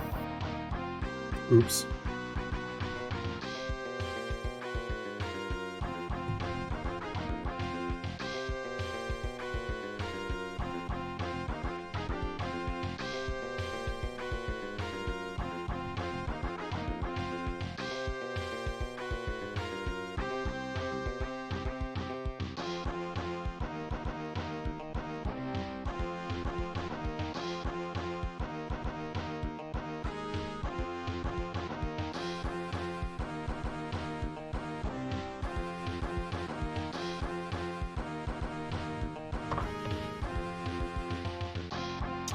Vehicles. Oh boy. Are you talking like the cannons and things that I did? Or like my tanks for 40k? Because those are not good. I'm not proud of those.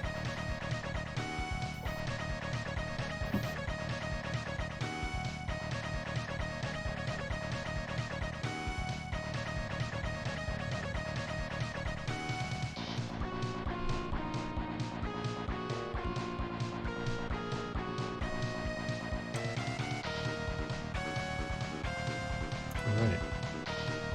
I think that's inking. All taken care of.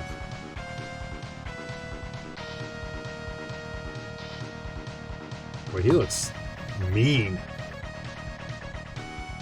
I wouldn't want to meet that guy in a dark alley.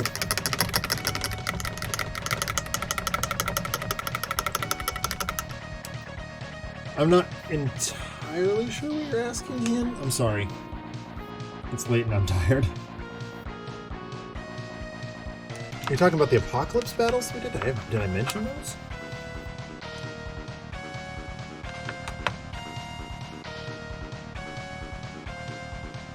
Because that is a thing we did.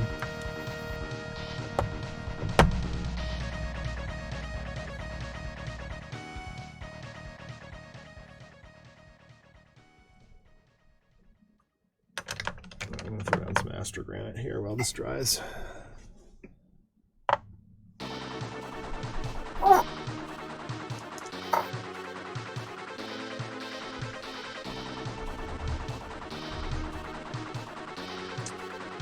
This guy's going to need a lot of it.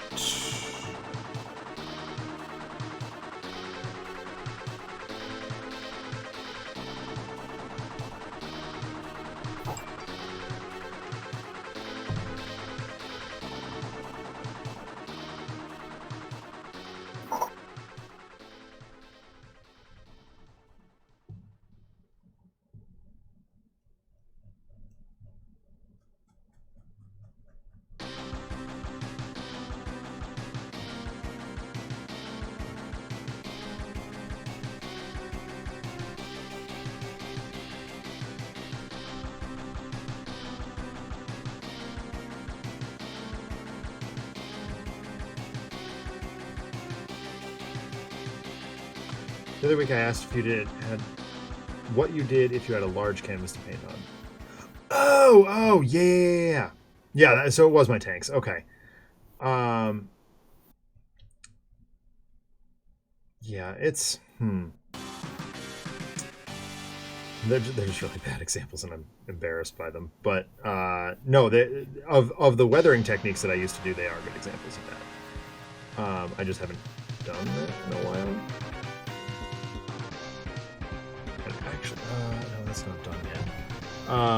I do have a model right behind the curtain that I'm working on slowly. It's called the Dreadquake mortar,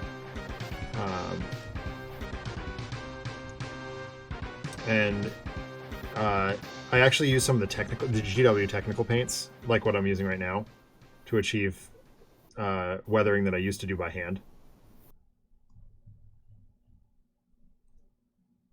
Things like rust and whatnot.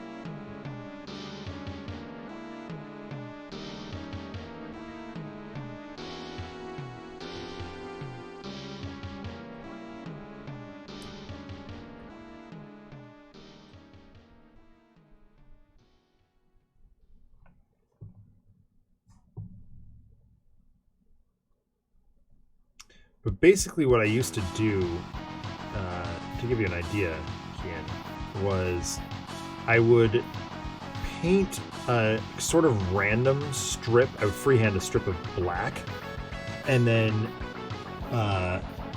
fill it in, but not all the way, with silver. And that would actually make it look like a scorch mark or a bullet wound, or like a laser shot had hit it, which worked really well for Land Raiders and Predator variants. I would also take a pin vise or a hobby drill and bore holes in things, and then like use paint to kind of do like a star around that hole, which would look like a bullet had hit it.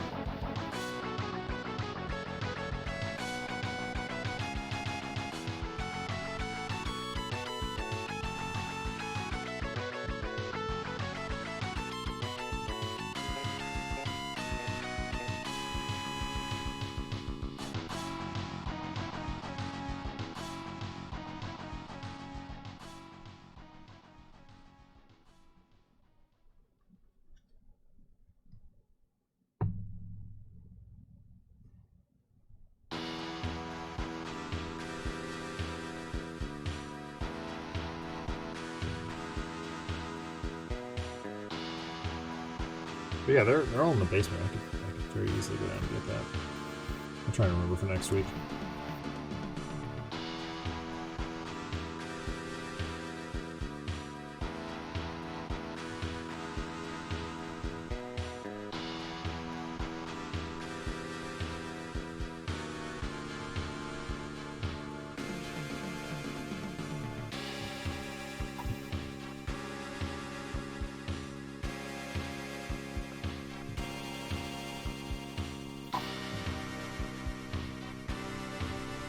But to be perfectly honest, that is where I learned freehanding techniques.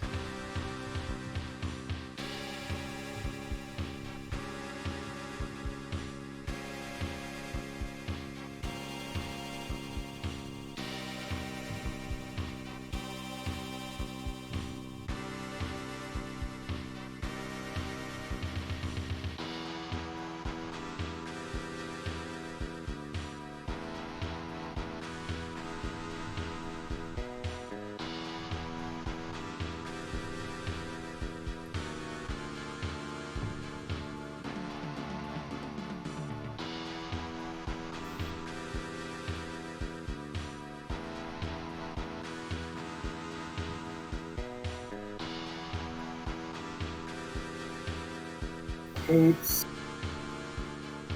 What's that? Capes. Capes.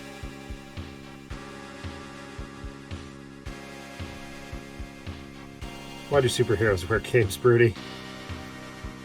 Because they look awesome. That is literally the only reason. Unless you're Batman, in which case you can sort of blind mooks with them. Or disorient them.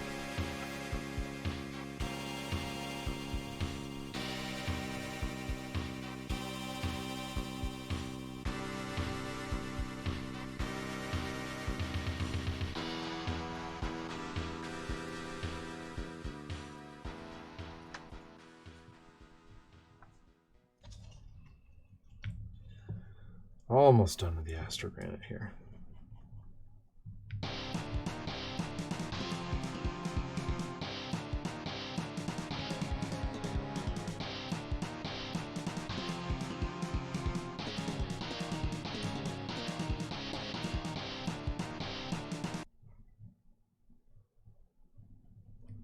Again, YouTube? Again with this? What? Keeps pausing. Into Mega Man X3 music now, though.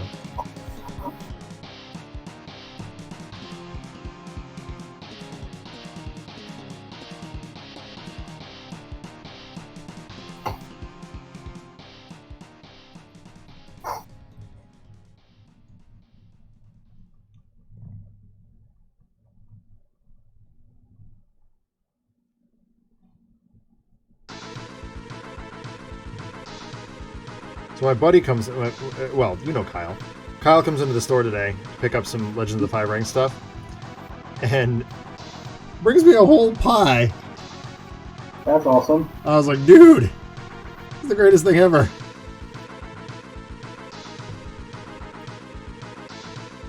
He's like, yeah, I just stopped at the apple orchard. Figured you might want a pie. I was like, oh my god, yeah.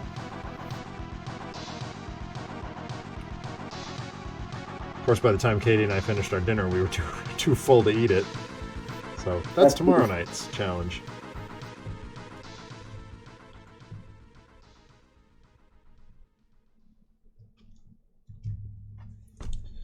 Dope. Astrogram down. Fill the gaps a little bit. Why Mini? He's got his arm, Oh, gross. and it's like I'm trying to get like the cloak up underneath the arm, and it's like, ah. Ugh. And it came like completely assembled, so So the only person you can hit is the sculptor. pretty much. So it's not even my fault for assembling it, Right. because I normally do stupid stuff like that all the time. Oh, I was complaining to Adam about that the other day with the Crisis Protocol minis. It's like, I got punchy and just glued Dr. Octopus together right here and there, and right here and now. I'm going to regret that.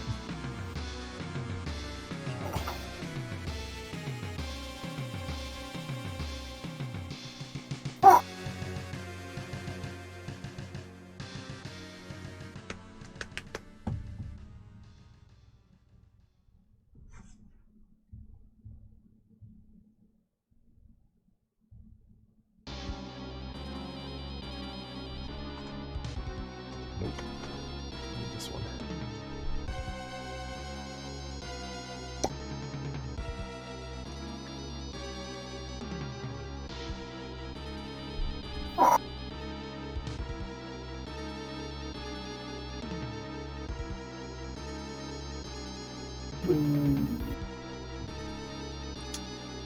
Actually, I should probably let the astrogram dry before I do that. Otherwise, I'm going to regret it. Ooh. Ugh.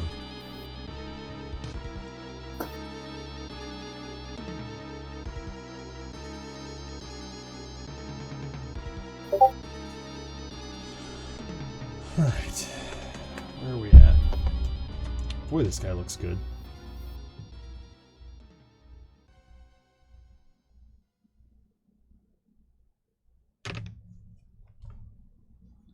Do some edging and dry brushing. I think I need to let him dry a little bit more first, though. So, that being said, we're going to finish up this little reaver over here.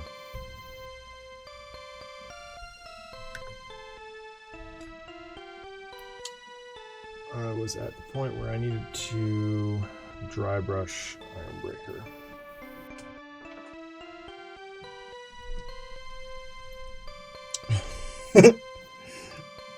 That's Broodies. What? Captain Kirk keeps hearing your Discord pings and thinking they're his. Oh.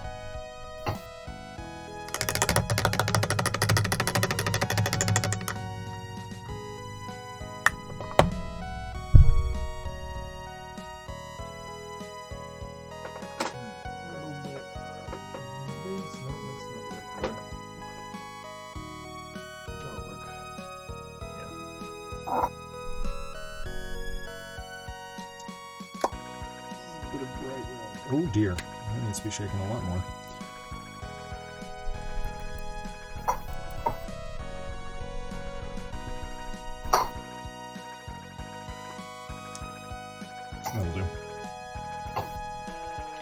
dry brush for red, which is a very specific. Oh dear. Is this just shut?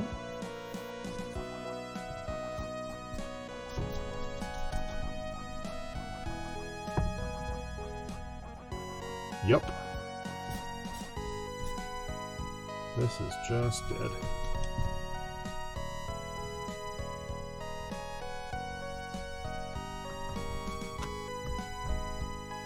Salvage enough of it though.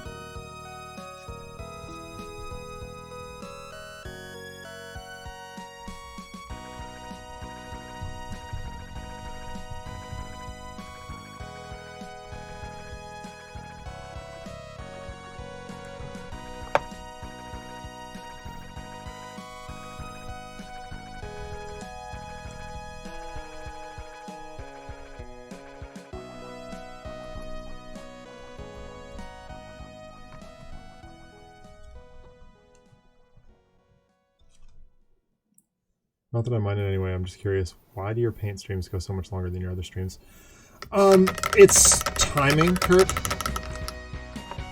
So, like, the other two shows, or the Thursday night show, I usually have to go and make dinner right afterward, and it's just the only time I get. Because I stream right before my wife gets home from work. And I quite like to spend time with her. And then the Friday streams, like our goal is to get one game in, and that just generally runs us 2 hours. Although sometimes we, what was it?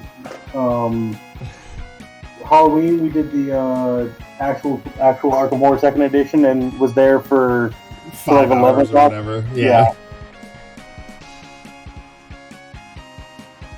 But yeah, it really just comes down to my availability, and my level of hunger, I guess.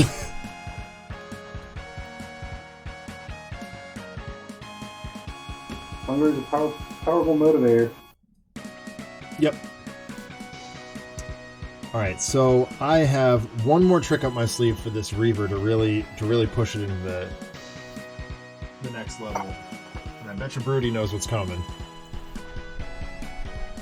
No oil? No. We're beyond that point with this one. I did the Nuln Oil. I did the dry brushing. Hunger is a Transformer. I know. Go to bed Transformers cartoon, or Transformers franchise, let's put it that way. So, I'm doing a Reaver cutter, Broody, and there's blood on the outside. What? Blood of the Blood God. Yeah, it is. Blood for the Blood God. My favorite technical paint. So, It's been a while since I've been able to... I guess I understand why they did this for this mini, Yep. but they've got like this little skirt armor, Yeah. which makes sense. But they have it coming down on both sides, and so they left this giant chunk of plastic in between. Oh, gross. So I'm just like having to use black to kind of shade it in. Yeah.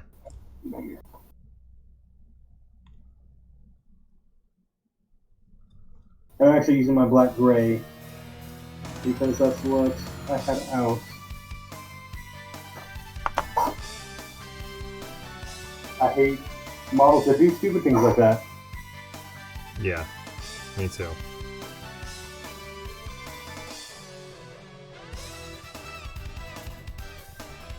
There we go. Blood for the Blood God.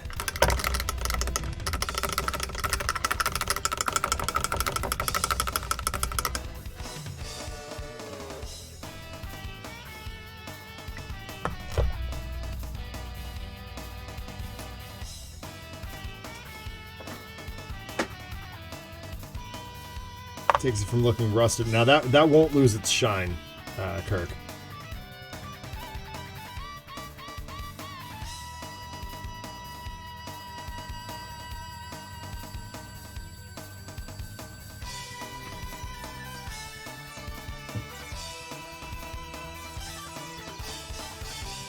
Yeah, Reaver ships look really terrifying.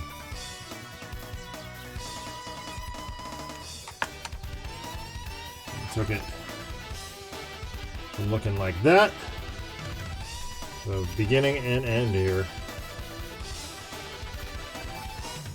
From the frame here. There we go. Loosen up some Firefly stuff. Yeah, just I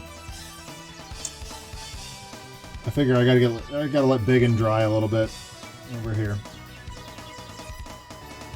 before I can hit it with a dry brush. And a whole bunch of Nuln Oil.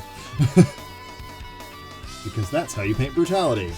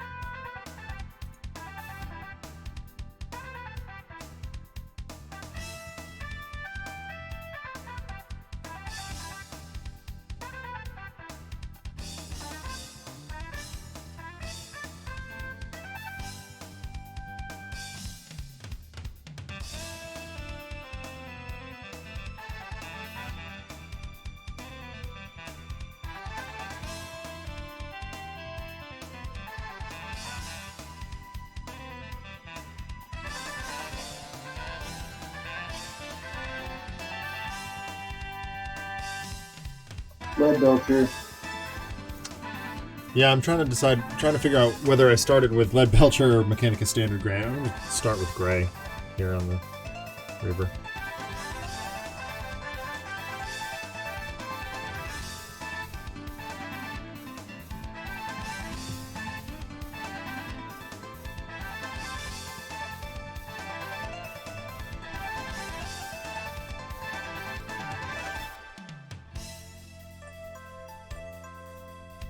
The base coat on these is a blend of the two.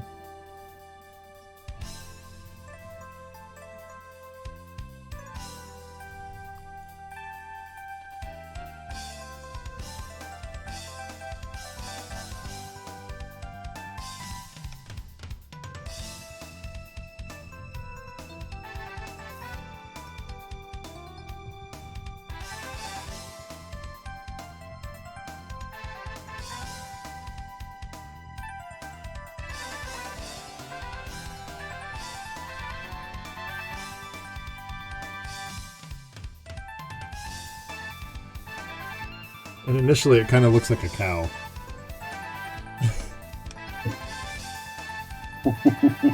It just...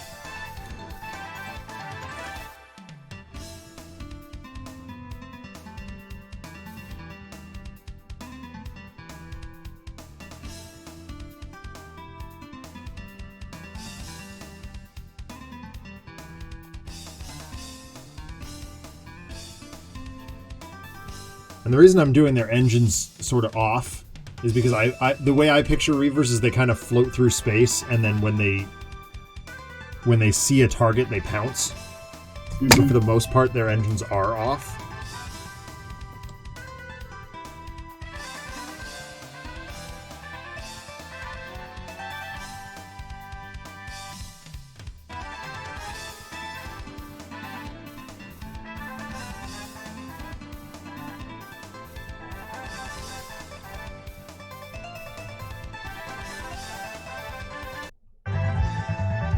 What the?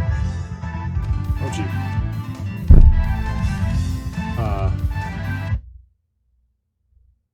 Well, that was weird. My headset just conked out for a second.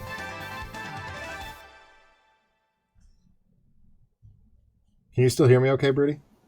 I can hear you just fine. Okay, good.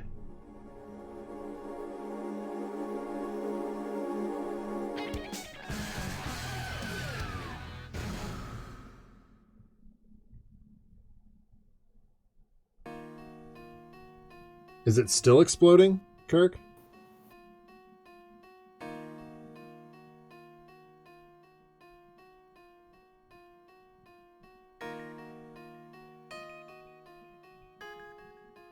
Yeah, that was my headphones malfunctioning. I don't know what happened there.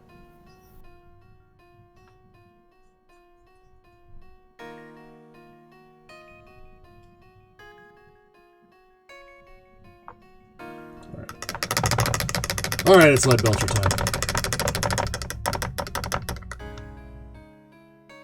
Or actually, Yeah, that's what I've been working on. I could do better than that. I have 2 Reaver cutters to do. I could actually properly mass produce them. Let's do things right here on the stream. A very valid strategy.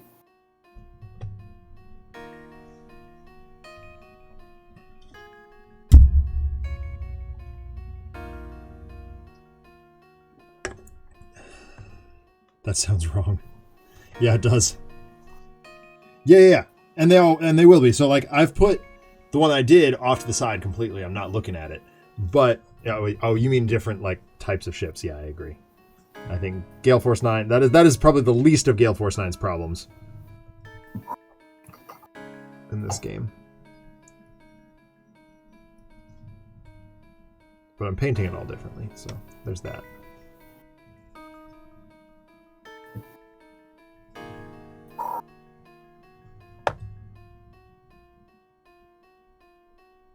Galley.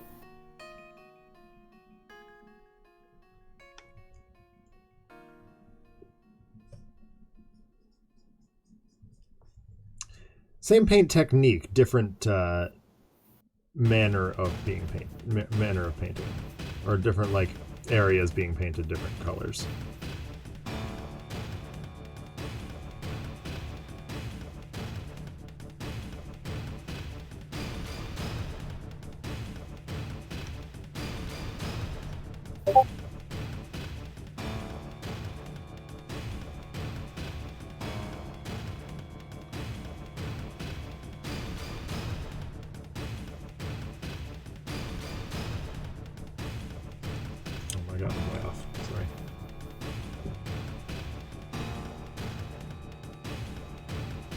So like this one, I'm basically painting the entire right side gray and the entire left side silver. But it's all just kind of messy. I'll fix it in post.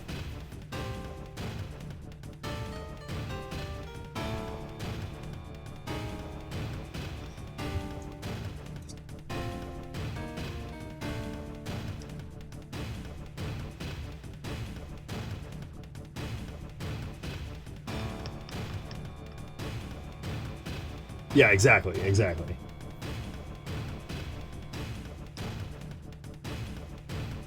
But even to some extent, Fireflies should be a little messy.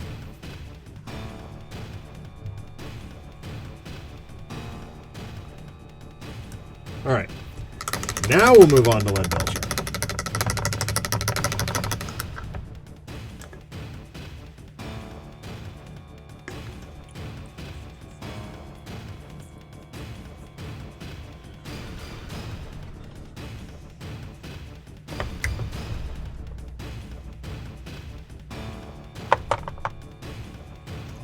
of corn red. Yeah, that's it.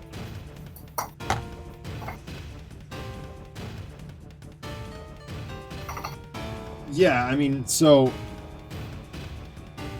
I finally found. So I have this one that I showed off the other day. This one's gonna be like super neat. And then I have this thing also that's not even primed yet, but I found that the other day and I was like, oh, I should probably paint that too. So yeah, those will be very like particular and specific. I just itched my face with a mini. I'm an idiot.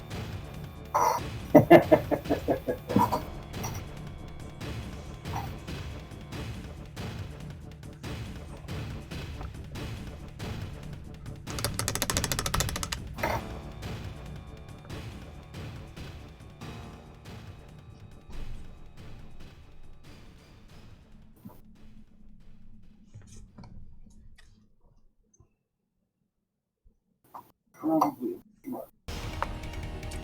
Come on out, Lead Belcher.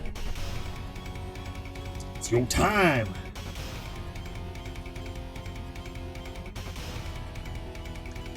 Again.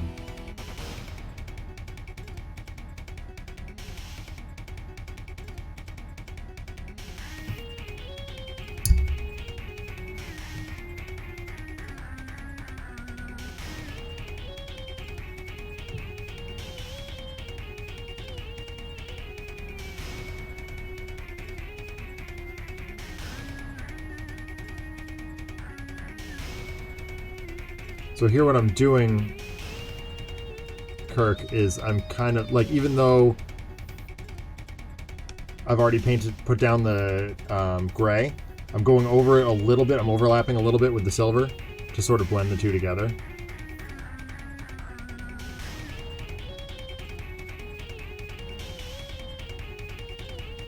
And then again, a lot of that will be taken care of with the Nuln Oil as well.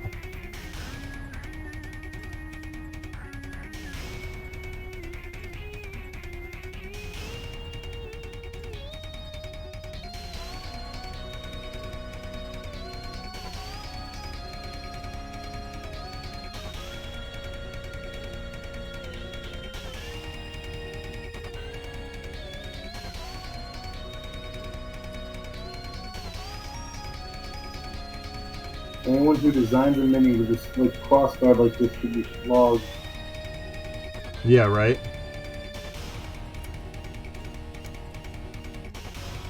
My favorite expression of anything of distaste in that way is from the Garfield Christmas special. Anybody who does X should be dragged out into the street and shot. Which for a kid's holiday cartoon is not very holiday-like. I'm just realizing that now. I think it was the man who invented Christmas trees should be dragged out into the street and shot. I was like, oh my god.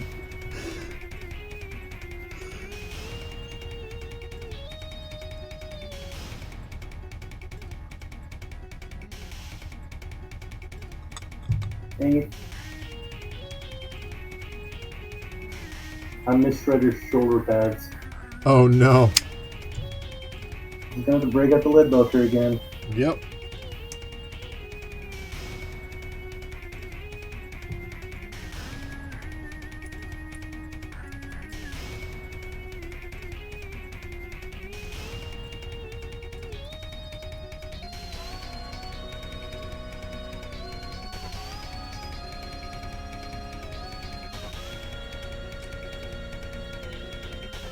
There's one. Oh.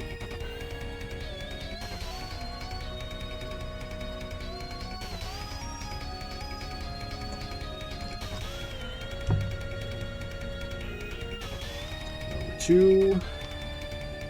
And number 2. Can be as bad as one.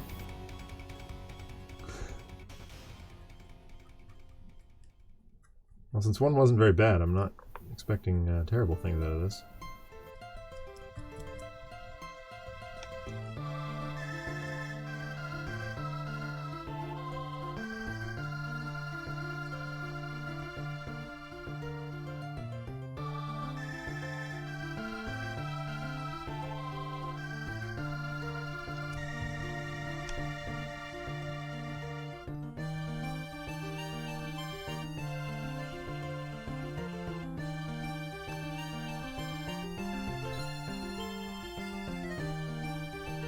So have people around you started putting up the Christmas decorations yet?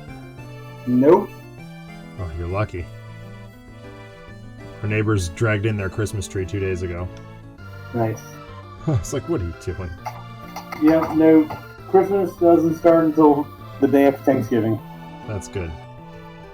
My sister's already started spamming our group text with Christmas songs. Her husband was like, oh my god, spare us, please. And I said, don't worry, I got you covered, and sent the song Toys by Coheed and Cambria. Mm-hmm. Which is, the music video to that is absolutely hysterical. It's about somehow a certain political figure who will remain nameless ended up on the good list, and Santa Claus brought that person success in the political field, we'll put it that way, and then instantly regretted it.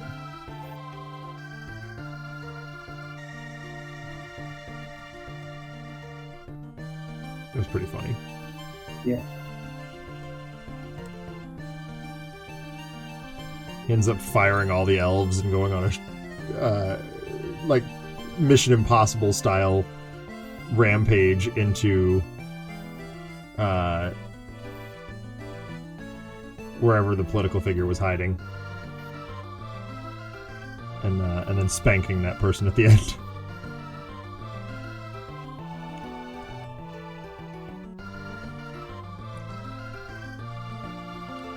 Die Hard is absolutely a Christmas movie, 100%, Captain Kirk. I completely agree with you. So is Enemy of the State. Yes, Enemy of the State also, and Die Hard 2. My niece would take issue with that, and will loudly. Muppets Christmas Carol, definitely the best Christmas movie. Most definitely. I watch it every year. Best, family Christmas movie. I'll put it that way. Die Hard is the best Christmas movie ever, but yes, best one that I can watch with my 5-year-old niece. Yeah, it's gonna be the Muppets Christmas Carol.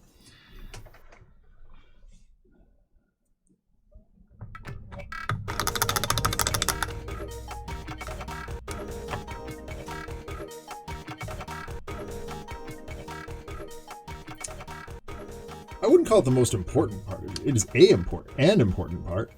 I have a whole list of Christmas movies that I need to that I have to watch every year. See if I can have this. I got it.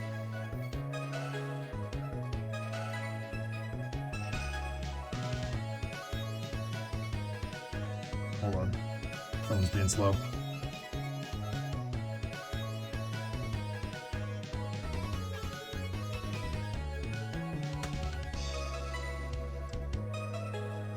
There we go.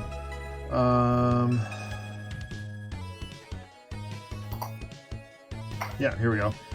The Happy Days Season 2 Christmas Special, Darkwing Duck's It's a Wonderful Leaf, Tailspin's A Jolly Molly Christmas, A Nightmare Before Christmas, Die Hard, Die Hard 2, A Christmas Story, A Muppets Christmas Carol, A Very Merry Muppets Christmas, Hook, and that's not a complete list, but there you go.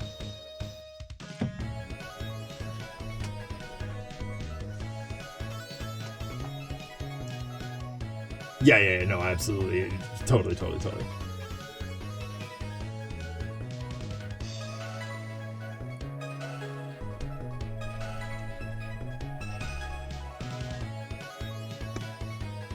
And to be perfectly honest with you, Kirk, yeah, that's a really important one for us too. It's like, my mom really likes the George C. Scott Christmas Carol, which is like cinematically a gorgeous movie. Like they did a really nice job with it.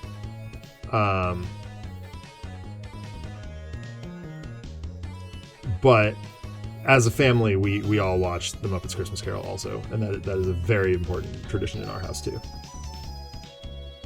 And then with my wife's family, it's the Christmas Story with the Red Ryder BB gun. I really don't think that movie. I agree with you, Captain Kirk. I think it is the most faithful adaptation.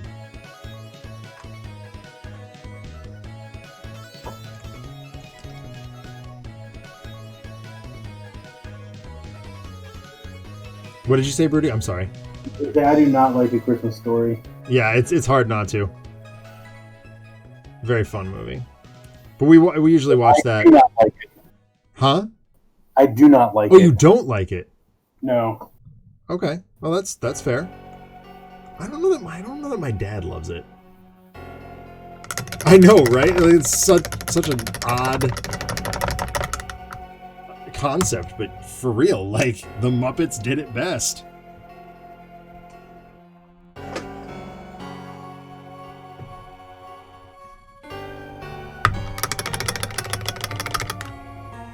Yeah, I usually try to do like Muppet Christmas Carol. I always watch every year. Mm-hmm. I usually watch Christmas with the Joker. Oh, yeah, that's a great one. I'll usually break out a Home Alone and the Jim Carrey Grinch. I always forget the Jim Carrey Grinch exists. The one that bugs me, okay, and this is a controversial opinion, I'm just going to say it, Elf. I don't like Elf. I hate that movie also. Thank you. I'm glad I'm not alone there. Everybody seems to go gaga over it. I'm like, Will Ferrell is a funny dude. Don't I don't force it. like Will Ferrell. I don't really find him that funny overall. Like I can't just stand him in like any movie I've seen him in. Oh, really? I say seen him in Sure. because like his voice acting for like Megamind is fine. Mm-hmm. Like, but I don't have to like actually look at his face. How about the Lego Movie? Yeah, he was fine in that. He wasn't in it long enough to really matter, and he Okay. wasn't also being just like this inane, stupid person Yeah, that's fair. that he usually plays. Like I liked him in Stranger Than Fiction. I really enjoyed that movie. Oh, yeah, that was a great movie. He wasn't like being completely over the top ridiculous. Mm-hmm. Like that type of humor is fine. I enjoyed Jim Carrey's The Grinch. Like that's nothing over the top, like nonsensical stuff. Like that's fine. It's just something about Will Ferrell just bugs me. Sure. And, like I don't know exactly how to describe it other than that. That's fair. There's a few of his movies that I really enjoy, and most of them I think are kind of not interesting. Like I really like Talladega Nights, but I shouldn't like that movie. And I think the only reason, like, that was one of the ones that I just kind of, like, I was down in the dumps one day, and one of my best friends was like, okay, we're going to the movies. Like, you don't have a choice. Let's go. And so that was nice. So I guess it's just got a nice memory attached to it. Yeah. And then I do like Blades of Glory. But it's mostly not for him that I like it. Now I'm thinking about it. Talladega Nights is what beat the record for highest grossing film made in North Carolina and beat it from TMNT. Oh, really? Yeah. Like the original live-action Teenage Mutant Ninja Turtles was filmed in Wilmington, and until Talladega Nights came out, it had the record for the highest grossing film filmed in North Carolina. Oh, wow.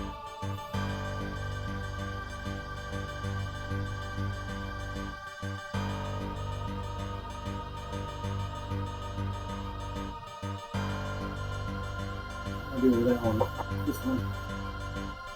Hey, Grax. Yeah.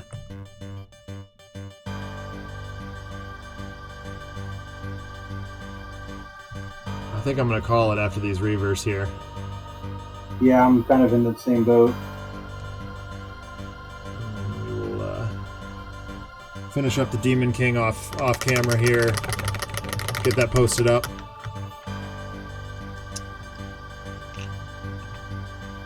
As of right now, I'll show you what it looks like as of right now. As I clean up here.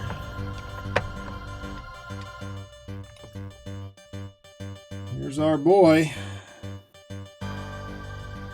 Dried and waiting for dry brushing. It does not fit on camera, but I'm going to keep it zoomed in so you can see the detail.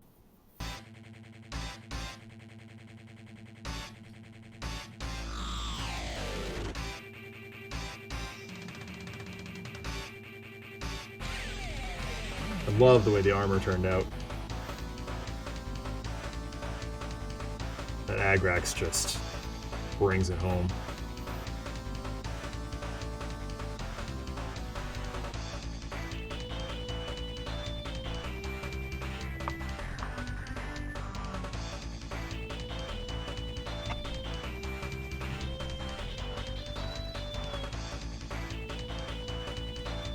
Ugh. Yeah, like, the school always shows Elf, and I'm just like, yeah, I'm just gonna go do work in my room. Like, I don't feel like watching this. This is terrible. I also, like...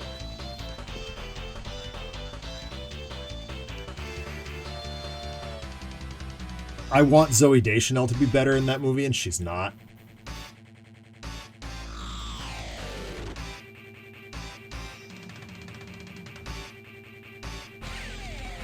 Also, yes, that is a very specific record, but it's a point of like state pride.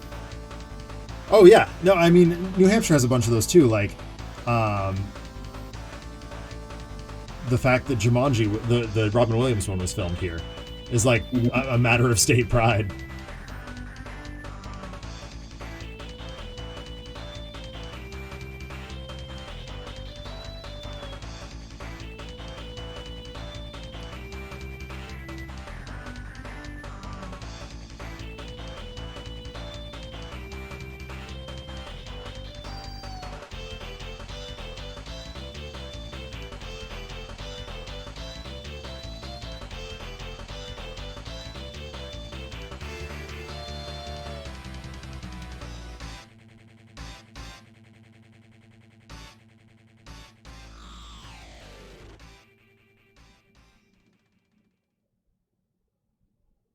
Oh.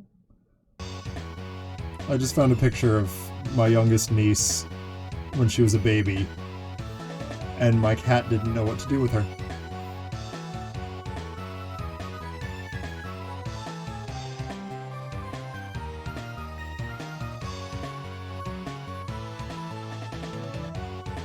Oh my god. You're never going to believe that. This is actually relevant to this show. Okay. 13 years ago today, I had just finished painting Boba Fett, a Kit Bash mini that I had made out of a bunch of Imperial Guard and Chaos Space Marine bits. I remember that. Not when you did it, obviously, but you showed me that before. Yeah. Oh, wow. I don't know if I can get this to show up on camera because the green screen's going to cause problems. Actually, I'll do it down here. There he is. 13 years ago, I did that mini.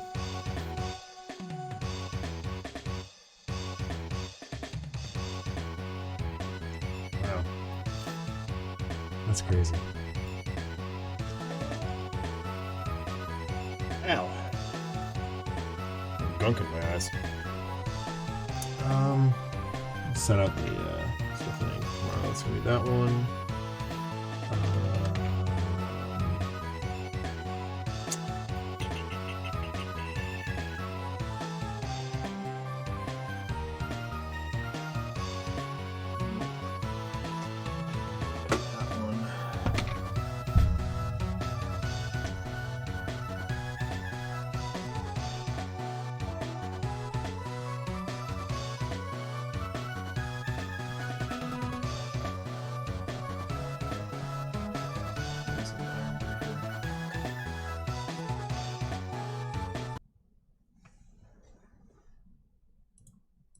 Good Lord, YouTube again with this.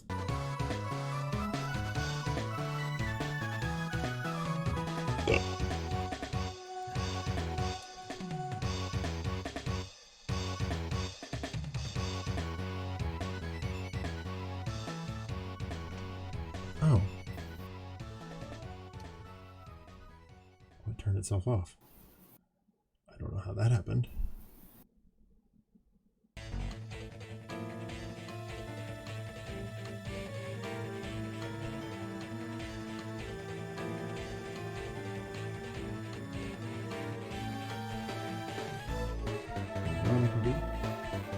Since I finished this guy on stream tonight too, let's go ahead and put him here.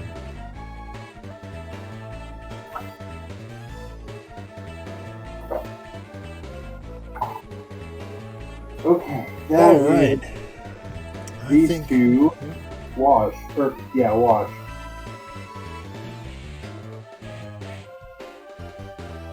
Ah, yes. So Hamato Yoshi and Uroku Saki. That's awesome, man. Made a All right, really- everybody. Well, I think that's going to do it for us tonight on the show. We will be back on, 1 week from tonight, continuing this shenanigans. I'm going to try and crash through the last of these Fireflies, and I'm sure Birdie will have some new project he's working on also. Coming up soon on the show, I've got the Batman Gotham City Chronicles minis all primed up and ready to go, so I think that's where we're headed next. For me, Awesome. what was that? Awesome. I was just saying awesome. Oh yeah, it's gonna be super fun. I'm very excited. And then Adam and Broody and Chamali convinced me to dive in on Crisis Protocol as well, so we'll have some Marvel Heroes to do as well. I'm gonna try some new techniques with those. So thank you all for tuning in tonight. I hope you had a good time. We certainly did. Broody, it's always a joy hanging out with you, man. This is so much fun. I always do it too. All right, we will talk to you real soon, everybody. Have a good night. Bye. Bye.